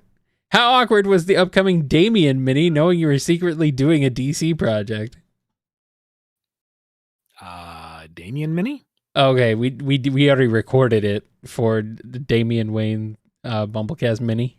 Not mini series. We did Twilord's BumbleKast mini for Damian Wayne. I don't even remember what we said on it. Were we doing were you working on the DC crossover at the time? I don't even remember what was discussed. Like, I don't mean to be callous or like dismissive, but guys, we go through hundreds of questions a week. Yeah. Quite literally. Yeah, even minis are just like whoop. Like we blast through these we go through at least 50 something questions in the course of 2 hours. And I legit do not have the RAM to remember what is said in all of those. I just have to make sure that I don't step on my toes answering them in the moment. And then that's it. Because we keep moving and I've got a bunch of other projects I'm juggling at the same time. I cannot keep track of all this. So yeah, even like minis. I mean, we spend 15 to 30 minutes recording them, and it's like, okay, we're done. We're doing this one. All right, we're done with this one. Moving on to the next one. We're done with this one. Moving on to the next one. It's like, yes, we're banging them out, but it's like they don't. Yeah. Most of the time they don't entirely stick with us, guys. We're not like, we can't remember everything. I just have a really bad memory to begin with.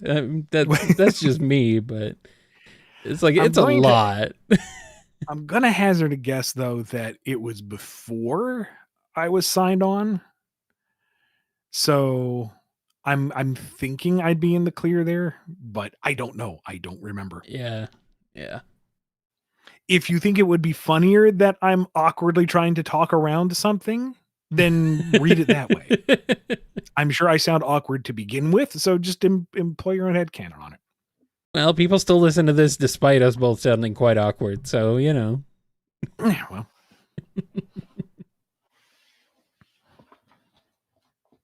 All right. This one's from Comet X Ing.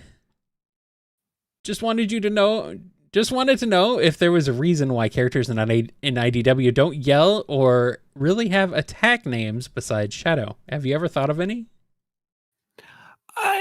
There's a few that have like in-house names, but the characters don't really yell out their attacks. No. Shadow does. Shadow's the outlier, really, come to think of it. Yeah. Like, Sonic doesn't everybody go else spin dash and do a spin dash. It's not his thing. They're not really like Power Rangers. They don't really do that. That's just not who they are. Sonic saying homing attack every time you do a homing attack. So homing attack, homing attack, homing attack. Oh boy. Be like a soundboard. Oh no. Terrible. That's a terrible idea. I'm glad they didn't do that.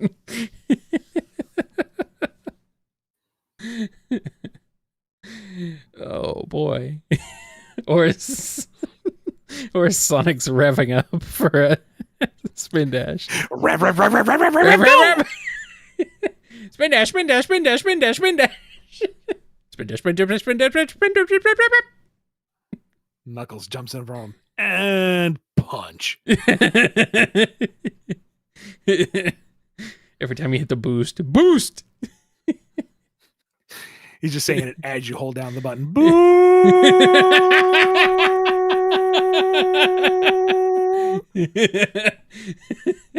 You finally run out of meter and he goes, Tails does the same thing, but with fly. So he's like, fly! No wonder the poor boy's panting all the way down. There you go. That's what tires him out.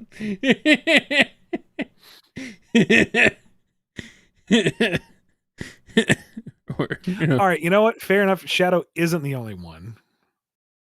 Cream says, "Cheese, get him." Yeah, well, yeah, that's more like a command though than than calling out an attack, I suppose. Maybe Shadow's commanding himself. Chaos Spear. What are you doing? That was a lance, you fool. You talking to me? You ruined it. Talking to me? No one else is here. Are you talking to me? He's talking to himself. Oh no. Every time Knuckles moves while he's stuck to a wall, he's going, wall climb, wall climb, wall climb. Climb.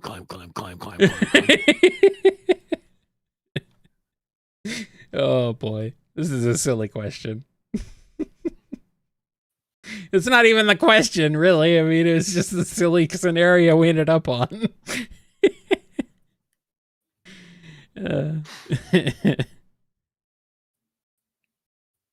All right, Hobo Joe has a question. I want to ask for any outside stuff given NDAs, but Kyle, Ian, how do you feel about the choices for the DC stuff? Like, I thought Amy would be better as Black Canary or Harley, and Nux as Soups. Huh. I mean, I know that there's some that I wouldn't swap around if I had full creative control myself, but I also have like another dozen characters and combos that I want to do. And it's like, no, Ian, this is what the deal is between the two giant companies for this 2-year-long multimedia event. This is the parameters you're working in. Yeah, but. So, I mean, they work well enough, and I have to make them work. That's the job. Yeah. But I see enough parallels between them that I'm not really sweating too much. Given Knuckles' comic book history, him as Superman is very funny. It's very funny. I'm not gonna lie. I had a little bit of a giggle on that one. I'm like, was that intentional? I could also see Knuckles and Batman. They're both Yes. guardians of their particular locale. They're both Yes. martial artists. They're both seen as the gruff loners that are surrounded by their colorful extended family of friends.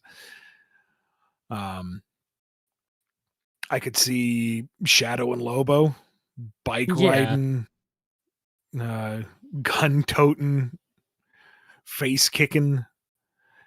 Amy and Harley for the hammers, Blaze and Wonder Woman for the incredibly powerful princesses. But part of it too is Sonic works so well with so many things. And there are so many DC heroes with so many interpretations that you could mix and match this a lot. And you never would be wrong. Yeah. So what we have for the crossover, what is locked in, I think works just fine. And I think there's other ways that could have been done that would be equally valid, but neither is really wrong.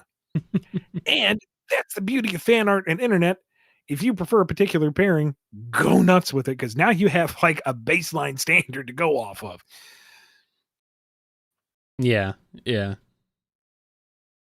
I mean, Surge could be Lobo as well, I can see or Livewire, either one.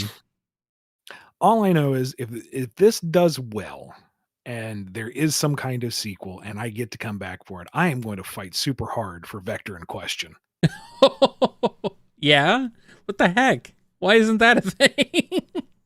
Because the idea of that false face covering his entire big old schnoz is hilarious. Yeah. Well, I guess we have deconfirmation of Vector being involved. Oh, well. Well, at least not in that regard. Okay.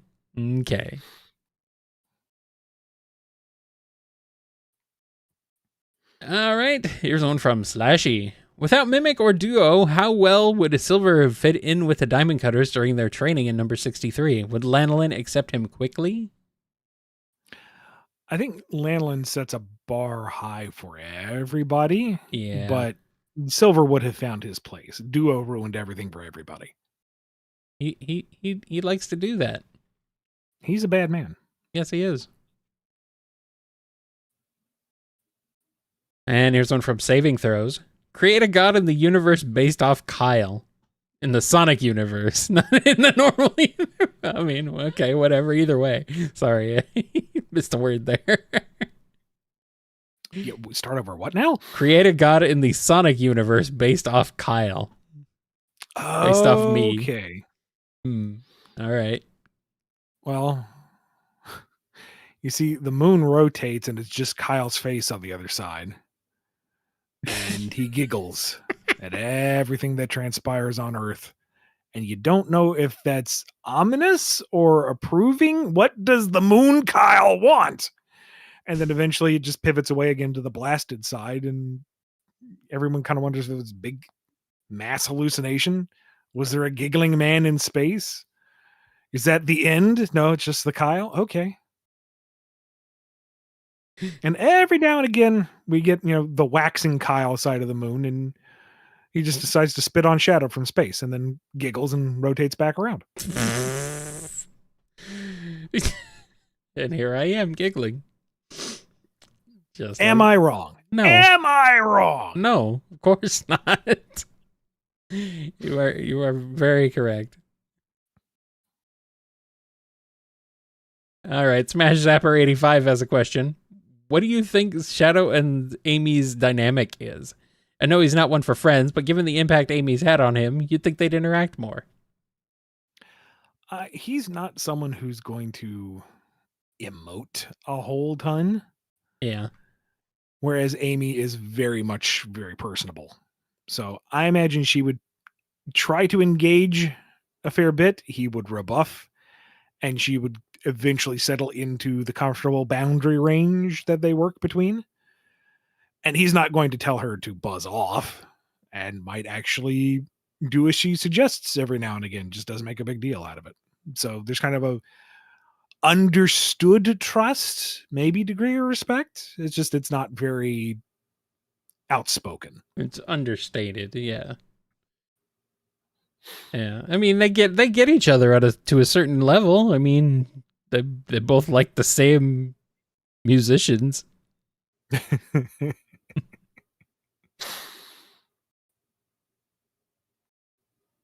Cadent Clock 39 has a question. Has Shadow ever confided in any of the crew the events of his time on the Ark, the raid? If not, how would, say, Sonic, Knuckles, and Blaze react to the story? Sorry if this risks broaching Shadow Generations. No. Speaking purely canonically, I don't think it's anything that he's ever volunteered, even after his memory came back. Yeah. Rouge knows about it because she spied on it. She got all of Gun's dirty laundry on that. But one, she's a spy, so she's not going to freely give out secrets. And two, I think she respects Shadow enough that she's not going to just put it out there for public consumption. It's his past, and that's that.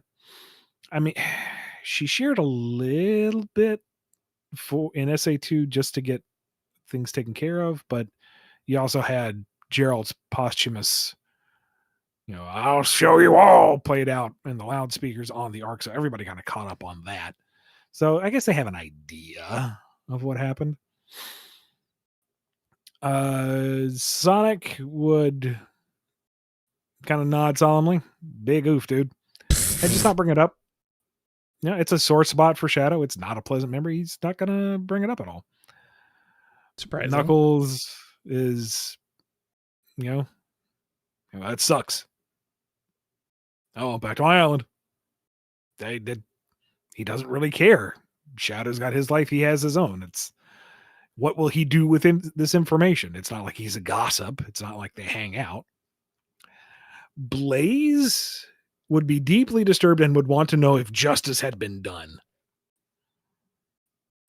And yeah, for more or less, it's all kind of been taken care of and fine. Good to know. Yep. Very sorry that he's been through that. Are you sure justice has been done? It's been done. All right, fine. Fine. I'll go enact justice somewhere else.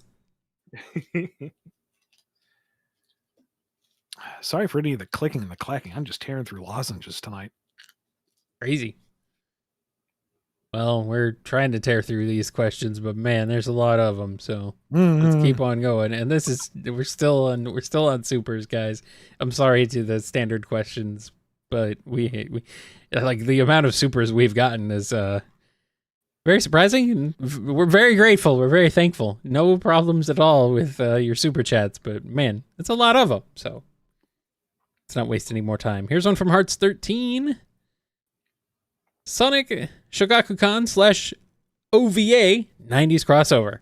Two parallel realities adjacent to the 96 anime and 92's manga Sonic continuities crossover in a TV special. How would it go, and how would Nikki and OVA Sonic interact if they met? I would say don't do a crossover, just do a kind of blend. That seems more likely at that time, especially. And that way, Sarah's all gaga for OVA Sonic, but really doesn't have any patience for Nikki. Mm-hmm. And she doesn't know that they're the same. And you play that for laughs the entire time. Yeah. You have Eggman lock Nikki inside a prison egg and gloat about how he's going to lure Sonic into his latest trap. And then Sonic busts out from inside the prison egg. Sonic, how did you get in there? Oh, you trickster. And has no idea. like Tails knows. Yeah. And finds it inspirational that, Nikki, who is actually just as skittish, if not more so than him, can achieve greatness. And his family knows. I don't know if the Shokugan covers that. But everybody else is in the dark. And you just play it for laughs. Yeah.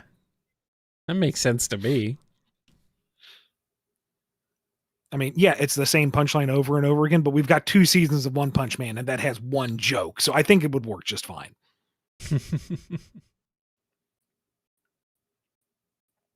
All right, here's one from Corvell. What kind of role would Sonic and the Freedom Fighters play if they were sent into the rebellion against the Empire in the original Star Wars trilogy? They'd be part of the rebellion. Well, yeah, obviously, but they're sent into the rebellion, so against the Empire. So Yeah, so they I guess link up with the rebellion. Sally and Leia become insta besties. Sally gets control of a battalion to beef up the rest of her squad. Bunny gets a lightsaber inner cybernetic arm. Antoine gets a lightsaber for about 5 minutes, and then he will never touch one again. That's no that's no moon. That's an egg station.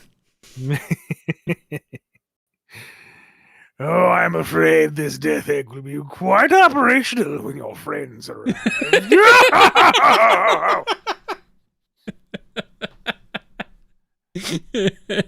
And yeah, they liberate planets and are cool about it. Yeah. Yeah, I mean, they're pretty used to this whole thing. They've done it before. I mean, I know if we're talking Freedom Fighters, I'm thinking more Sat AM, but we're gonna bring Game Tales in just to put him in that X-wing. Of course. Of course.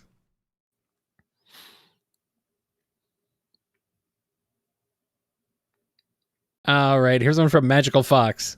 Since Pal World is back in the spotlight, my question is, how would the main four and Shadow, because guns, go about to Palpago's Islands? P.S. Happy Spooky Month. We're not quite there yet. A couple days away, but there you go. The decorations and the candy have been out for a month. It's Spooky Month. I still haven't played Pal World, but I imagine the main four would make friends with the pals. Yeah. They are called pals after all. I don't know if you can befriend them without beating them into submission and catching them in Pokeballs, but they would find a way. They would not make them indentured servants in any fashion. They would help them build the bases and materials and whatnot. Don't know about the firearms. I mean, Shadow'd be on board. Well, maybe he'd build his own, but he's off in his own little paddock on the other side of the island with like his 2 or 3 especially aggressive looking pals doing their own thing. Yeah.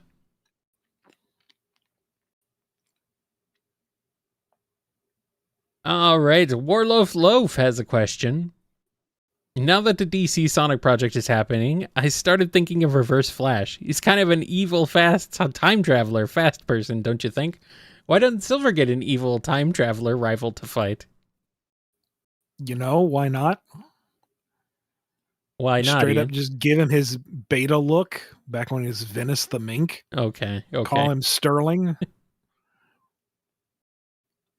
Have him want to mess with time because he thinks it's fun. Yeah, I'd be all for it.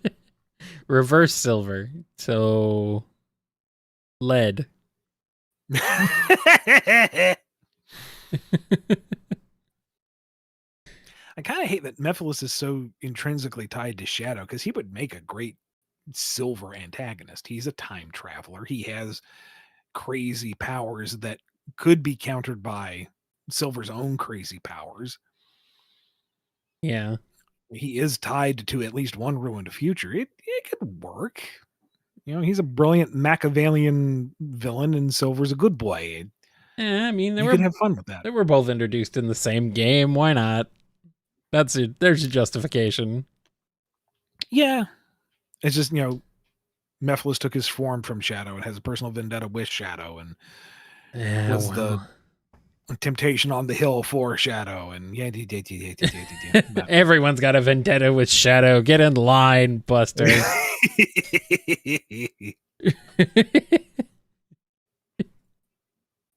Yeah, whatever. There's one from Trange. I don't know.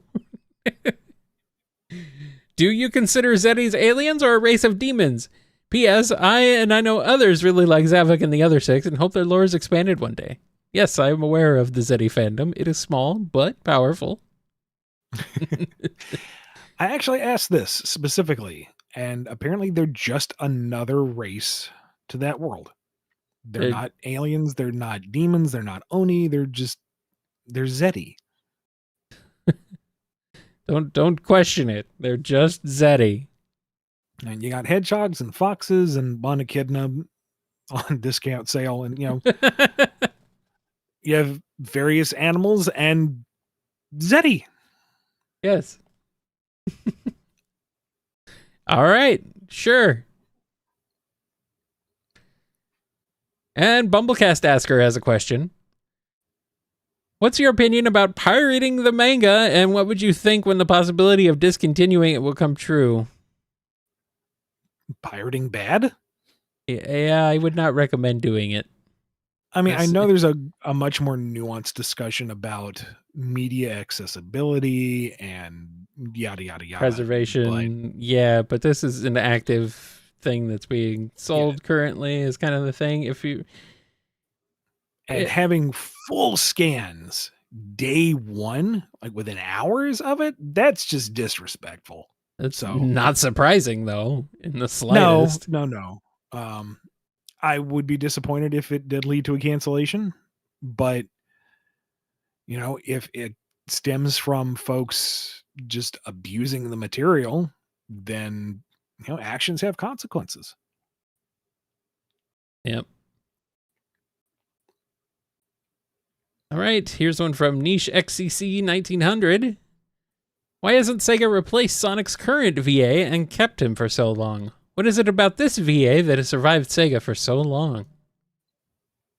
I don't know what the upper management's criteria, considerations are for the cast or what have you. How long their contracts are or anything like that? We know that their contracts apparently came to an end, and they talked about that a little while ago, but then they got renewed, so... All right, so... That's a business side of things that I am not part of. Yeah. As for why they've kept him around for so long, I don't know, but I appreciate the consistency. It's like the Japanese side of Sonic has had a consistent voice actor since pretty much since day one, right? Almost. I think so. Yeah. Meanwhile, over in the West, we've gone through 4, at least 5. I don't know, many. Comparatively. So to have that consistency with the voice actors would be nice. I feel like it's only recently that voice actors have started to be more respected as far in terms of their craft and their characters that they play, but even still, we're a long way away from where a lot of the rest of the world is on that. So,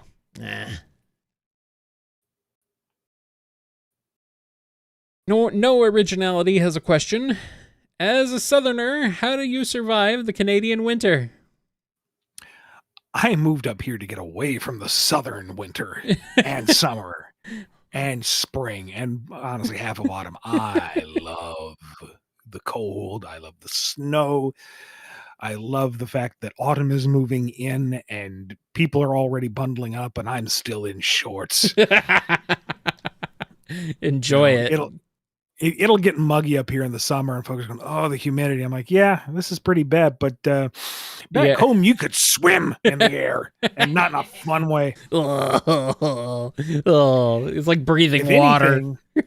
If anything, though, with climate change taking effect, it's becoming more temperate up here. So we didn't even have like a lot of snow the last couple winters. I mean, it's still been cold and mild and rainy, which I love, but it has not been like Canadian winter like you think of it. Yeah, it's freaking hot down here. Another part of it too is we're right on Lake Ontario, and thanks to the lake effect, we usually get far less severe winters compared to like Buffalo. Right. So we're dealing with, I don't know, half a meter, and then Buffalo is buried. And it's like, that's a little too much snow, even for me. Yeah, that's a lot of snow. That's a lot of snow. But I distinctly remember, doing the field day events in high school in summer, right as summer rolled in, Mhm. and feeling the heat reflect off the grass and hating it so much. Not a cloud in the sky. It's like, this is how ants feel under the magnifying glass. I hate it. Up here, yeah, the summers are still hot. Absolutely. Brutally so sometimes, but Yeah. they're much briefer overall. And the summers, the springs and autumns are longer and more moderate. And I don't know. Yeah. Give me a thunderstorm and a cool wind, and I'm a happy boy. Yeah. I remember a lot of PE indoors when I was a kid, but during the early part of the year and toward the end of the school year was both like, yeah, it's too hot to be outside. Yeah. Well, Kyle, we started a bit late, and we have a lot of questions. Are you up for pushing it all the way to 8:30? Yes, I am. All right, And keep let's going, do that then. and then we will we'll work on, if we need to fill in more time, we'll work on getting some more standard questions answered. All right, here's one from Surge Fanatic. What needs to happen for Surge to become the Broly to Sonic, like Shadow is the Vegetas as Sonic? What story would you do putting Surge and Kit in a game? That's 2 questions, buddy. I don't see Surge as the Broly. I do see parallels with current Broly, with a much more tragic backstory, much more relatable character. But Broly's whole thing is being just inhumanly strong, like just disgustingly unnaturally strong, being a force of nature. And part of what works with Broly is he is so simple as a character, so pure. Surge is too complicated in comparison. There's too much going on for her. I don't see her as a Broly. If we were going to make a Broly, I think we would need like a wholesale new character to go in that direction. I see the thinking behind it. I understand the desire, but I don't think that's the direction to take her in. Because part of it too is her sense of inadequacy and always trying to measure up and surpass. And having her be a Broly level threat undermines that, because she is instantly too powerful. That's the Broly's whole thing, is he's just too powerful. So I just think it's not the same. You would have to change who Surge is fundamentally to go there. And I don't know if that's the direction I would want her to go in. Mm. As for games, they're built to play like game characters. Just give them a campaign. Put them in. Put them in, coach. Eggman's doing a bad thing. Surge wants to make Sonic look like a chump, so she's going to be Eggman first. Bada bing. There you go. Perfect. Got him. Here's a question from Sonic Mania 2099. Is there a reason Sonic is collaborating with DC? Yes, I say collab since no team up with the Justice League. And if you want to know my thoughts, I'm on Discord, Patreon, and Twitter. All right. I mean, it is a collab. They are teaming up with the Justice League. Oh, they are? They are because people in business suits decided to do the thing. So what's the deal with them dressing up as DC characters? Are they like, are there different? Are there to read to find out? Are there like, okay? Are they doing that during a crossover, or is that like, oh, it's like, oh, they're becoming these characters, or okay? You'll see. You'll see. Hashtag knowing smile. Uh-oh. Mr. West Soda has a question. How would you have modernized Sergeant Doberman for Archie Sonic? I find it odd he wasn't in them because he arguably fits that setting a ton. Yeah, he could. Trying to remember now if I did have like a back pocket idea, and it's like, why? But have him be a more militant leader of a freedom fighter group. Yeah. Something a little more hardcore than the usual gang of friends, but ultimately serving good. Also, probably could fit him into guns somewhere, part of a Mobian division. Well, I mean, his literally is called Sergeant, Well, so would make some sense.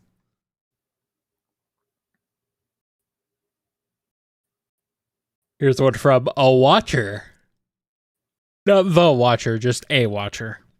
yeah, there's more than one. Yeah, true. In SA2, we see Shadow tell Maria he doesn't know why he was made. Did he forget Maria's NIDS due to Gerald messing with his memories, or is him having known about Maria's illness a wetcon? A retcon, not a wetcon. What? Wow, I'm losing it. We're 2 hours in. Or did he find out after that scene? There we go. Finish the question. That can work. It's hard to apply solid logic to a character and a backstory that has been reinterpreted multiple times over the course of like 20 years. It's not going to be 100% solid. Yeah. A wetcon is a sloppy retcon.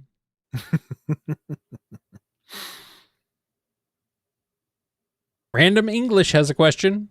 At the end of the arc flashback, Shadow has successfully escaped Gun, yet when we first see him, he's been locked up and frozen. Do you think there's a story to be told of him on Earth hiding from Gun before he was captured? Yes, but it isn't essential. You could definitely get some mileage out of it, but we know how it's going to end. And it's not going to have a lasting impression on his character, I don't think. So unless you want to like seed something in his actions 50 years ago that come to fruition later, but then that is yet another storyline based on Shadow's past. And I would prefer to try to move forward, start in the present and proceed. He entered a bowling tournament, obviously. If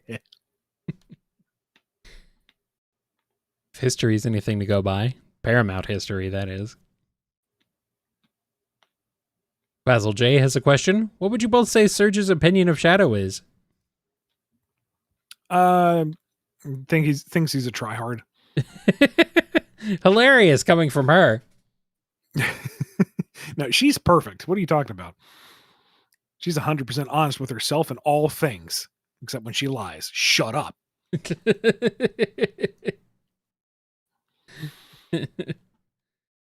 Mr. I have all this incredible power. I'm the ultimate life form. And what do you do with it? You stand around and brood. Whatever, dude. Drama. Can't even surpass Sonic.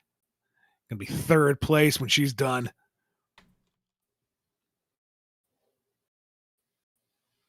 Yep. Meanwhile, Shadow's like, I have no idea who you are. Yep.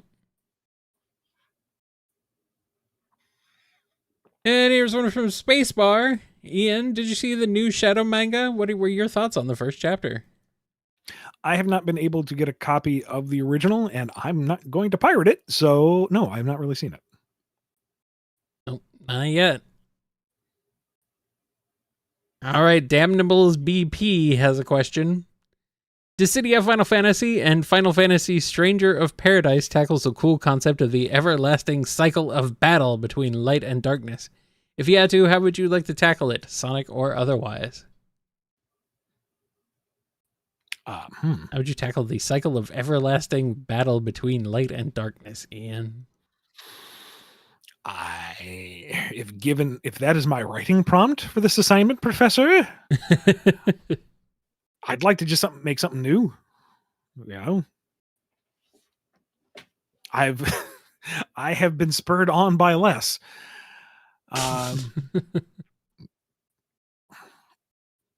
And with that kind of dichotomy, I'm always torn between wanting to explore the gray, because very little in life truly is light and dark, black and white, good or bad. It's not binary. There are degrees between so many things.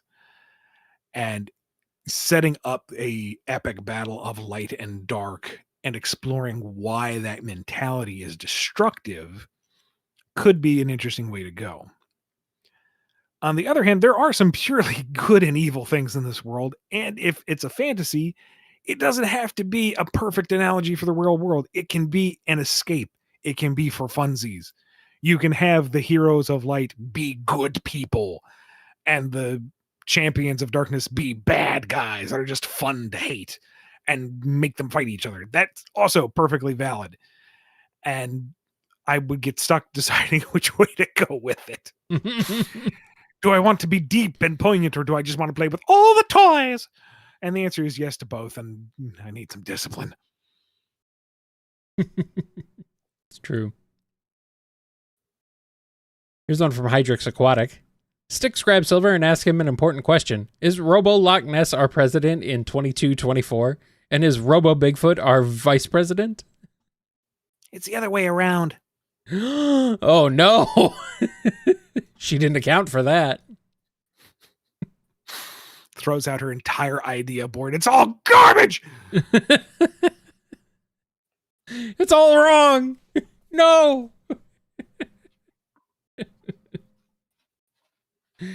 Oh, man. And here's one from Butter Noodles. What would happen during the events of Sonic 06 if Elise was never born? I feel like the events of Sonic 06 would have never happened. Which they didn't, but you know. Well, all right, so the Duke was messing around with Solaris to revive his wife. Duke. And there was the explosion. And the goo and the fire were released. And due to time travel shenanigans, Shadow and Silver go back to stop it. Silver catches the goo in the Scepter of Darkness, which sets up Mephiles' grudge for the rest of his character. And Silver was there to witness Iblis being sealed and Elise, but there is no Elise. So the Duke is like, "You'll do," and seals Iblis inside of Silver, and Silver's like, "Wait, what?" And then you have a crazy, awesome pyrokinetic psychic Silver. Oh, no. And he can never cry, but he won't, because he has the determination to change fate itself. Oh, no. But also, oh, And then yeah, that's pretty cool. I was like, "Hey, please, look what I can do." And she's like, "All right, found my soul, Emperor."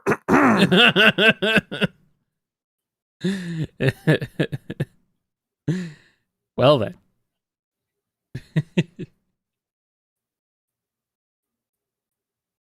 Atlas and S has a question.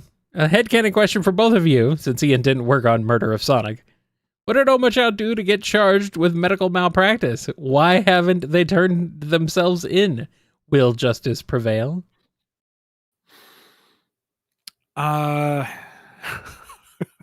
Kyle, you go first. I need to think of a G-rated answer. What didn't Omochao do to get charged with medical malpractice, honestly? Omochao's always up to no good. I don't know if you've ever noticed. Look, he opened up a transplant clinic and then also opened up a Costco membership. And there was lots of reverse selling and trade-ins, and it was horrific. And if they do catch him, they're going to dismantle him, and he knows this. Yeah.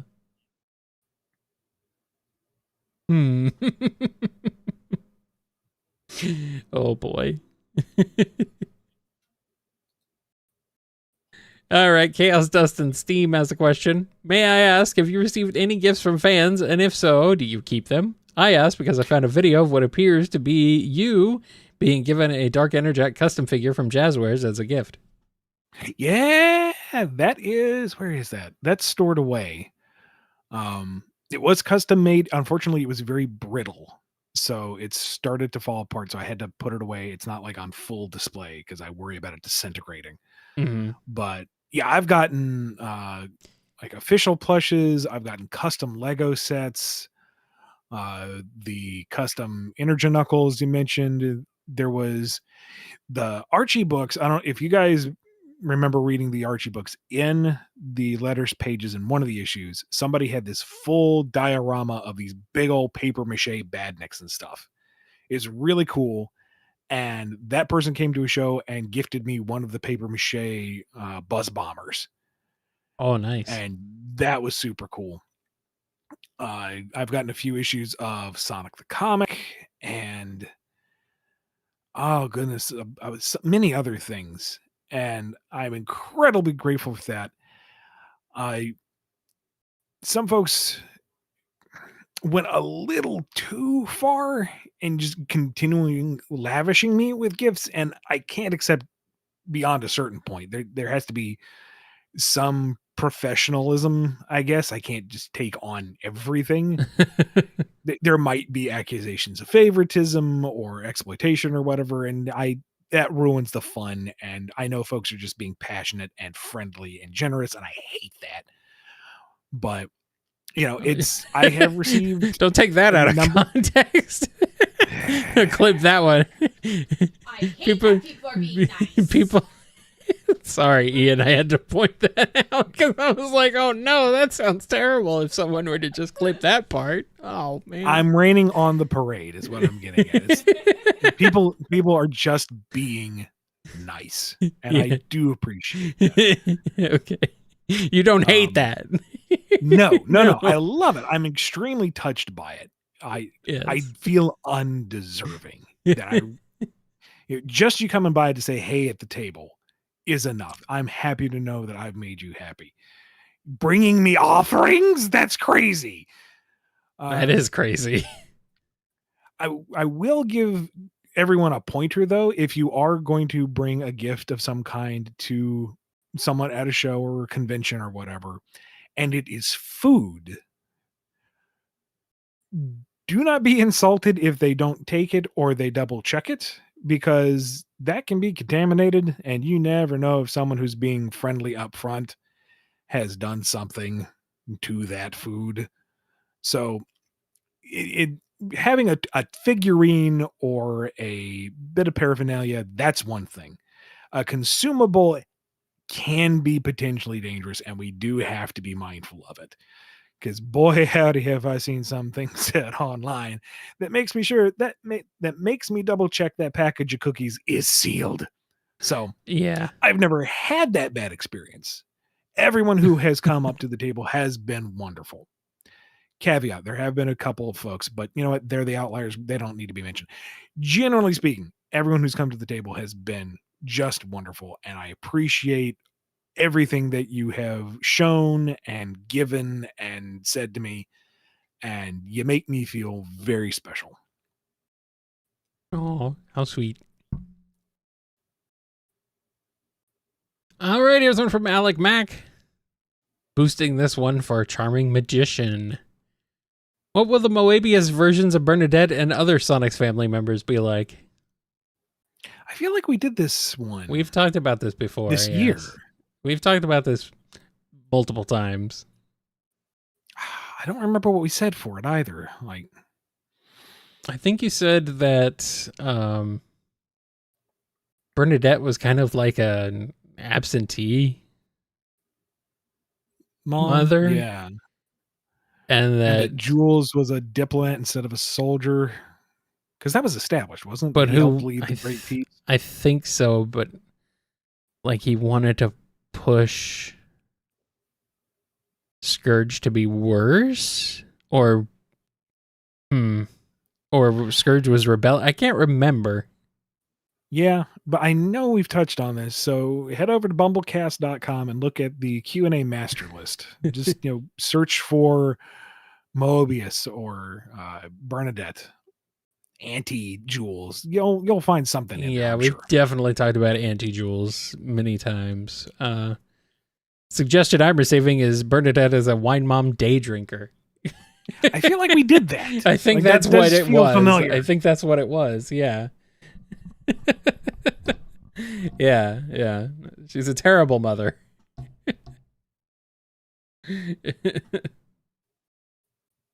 Yeah. And here's one for Switchel. This will be our last super chat for this episode. Starline's Isekai adventures continue. He wakes up in the body of Izuka-san, and the meeting to talk about the next major Sonic game is starting. Yes, Ian, you're there too. What's Starline's vision for the next Sonic game? Oh no. Well, first off, I'm greatly unsettled when Izuka-san in quotation marks makes eye contact and just glares at me. What I do, boss? You knew what you did. Oh no. And Then that accent voice coming out of that man, I will know immediately what's going on, and I excuse myself. I leave the country. He'll find you. Well, I feel like the further away I am, the more time I have for a rock to find him and the Isekai adventures to continue. No, wait, I don't want that to happen to the big boss. No, I don't know how you're going to get out of this one. Shoot. Well, meanwhile, in my absence, Starline's going to rebrand the entire franchise. Starline takes over. Sonic suffers a humiliating defeat. It's just complete upheaval of the brand. And yeah, I don't know how we get out of this, because I don't want to wish bodily harm against a real person, even in a fantasy scenario. Yeah. And the question really is, what country are you leaving? And I think the answer is yes.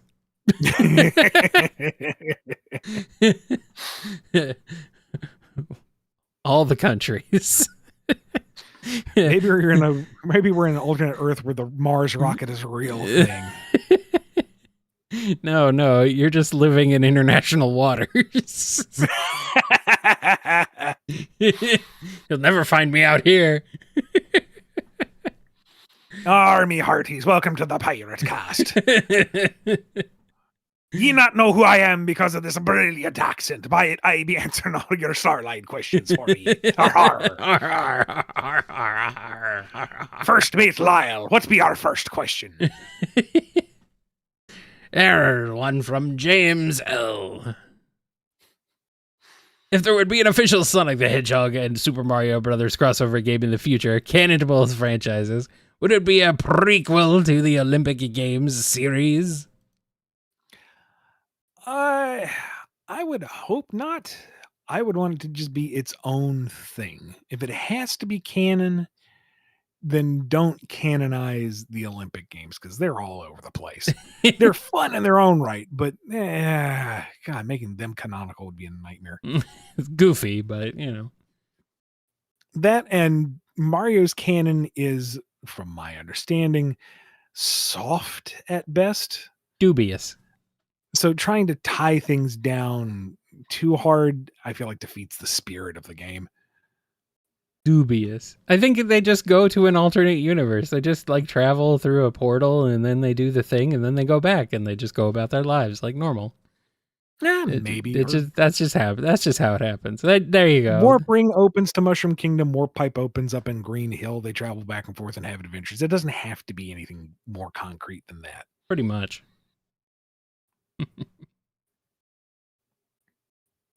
Raphael has a question. In Sonic Adventure 2, the fake Chaos Emerald has the same wavelength as the real one. Maybe what enables Chaos control is the wavelength and not the power. Maybe.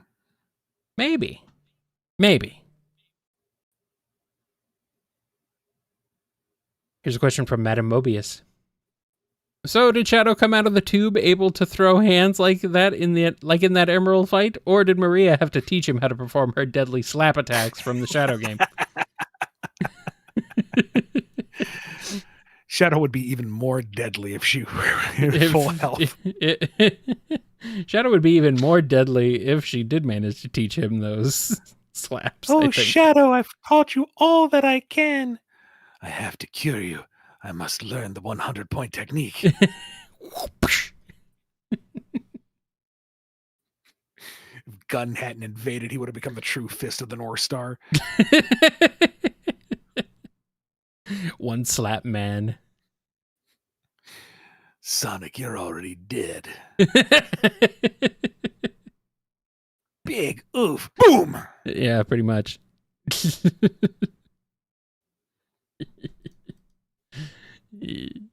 Nani? Last Baby Man has a question. I think the Sonic franchise could use more wolf characters. What would Lupe, Lita, and Lyco, Roxanne, Wolf, Luna from Hell of a Boss, and Wolf O'Donnell be like as animal folk in the IDW comics?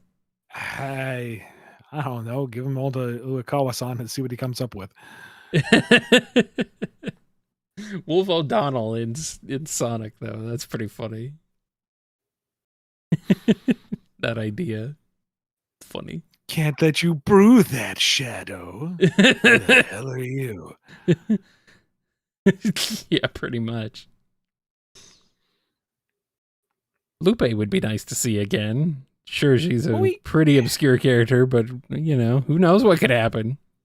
We kind of got that with the reboot, because the redesigns were specifically meant to be more Sega Sonic styled, and Lupe was in that. So Yeah. we didn't do Lita and Lyco because of reasons, but I imagine they would follow that trend. So I guess really it's look at post-reboot Lupe and apply it across the board. That's what they'd more or less look like. Yeah.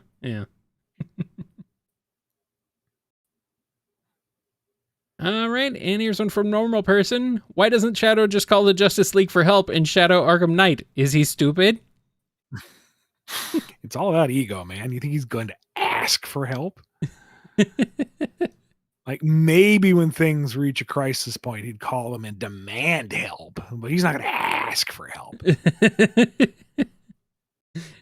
But to answer the second part of that, is he stupid? Yes. I think we got time for one more. Yep. All right, this one is from Adventure 08. If Belle, Jewel, and Clutch were to have wisps, kind of like how Whisper had orange, Mimic had blue, and Lanolin magenta, which wisps would they have? And what would be the Diamond Cutter's reaction? Oh, running through the list of wisps in my head, running through the list of wisps in my head. We'll give Jade Ghost to Belle as a Ghost in the Machine reference. Ha ha. And Jade Ghost is kind of passive anyway, and Belle's not a combatant. If anyone would want the ability to turn it intangible and invisible and escape danger, it would be Belle. Okay. Not out of cowardice, out of pragmatism. Out of, I'm leaving now, goodbye. Or give her red burst, because she does have, didn't she have that little lighter in there? And it's hilarious to think she just suddenly has a flamethrower. Yes, give a flamethrower to the wooden puppet girl. Belle. No, we did Belle. Jewel is managerial and very shiny and also not a combatant. What do you do with that? She gets the Indigo Nebula. Was that the color of it? I think so. That helps her around the museum by gently absorbing all the dust all around. Like it just floats around and cleans up the place, as a little living Hoover. They do a few test runs though, so it doesn't like absorb any of the actual displays. That would defeat the purpose. Clutch gets frenzy. Well, yeah. Just straight up frenzy, and when he gets backed into a corner, he pops that sucker and just goes nuts and snarl, smash, bash his way out. There you go. I prefer to do things in a classy fashion, but you forced my hand. Frenzy. Is that what he sounds like? I don't know, but that kind of fits right now, don't it? All right, why not? It's Bumble canon at least. I don't know. Clutch is Evan's boy. I would defer to her first. Yeah. I like it though. Alrighty. I think that's going to do it for this live edition of the BumbleKast. Thank you so much to everyone who contributed your questions and everyone who just inundated it with super chats. Greatly appreciate it. We will get you answered as soon as possible. How many do we have left over? A lot. Okay. Let's see. Get Hold that- on. Let me see. No. Let's not put a hard number on that right now. I can't handle it. Yeah, it's a lot. We'll get to it. We will get to it as soon as we can. We owe it to you. Thank you again to Kazi for managing the socials. Thank you again to Jennifer R. and Professor Wright for managing all these questions. Thank you, Kyle, for reading all these questions. Thank you, Microphone, for receiving all of that I've said and put it through the cord into the ear holes of all the people listening. If I continue, this is just going to get weird. So yeah, it's already weird, but you know what? That's the BumbleKast for you. Be good to yourselves, be good to each other, and we will see you next time on another BumbleKast. See you guys later. Bye.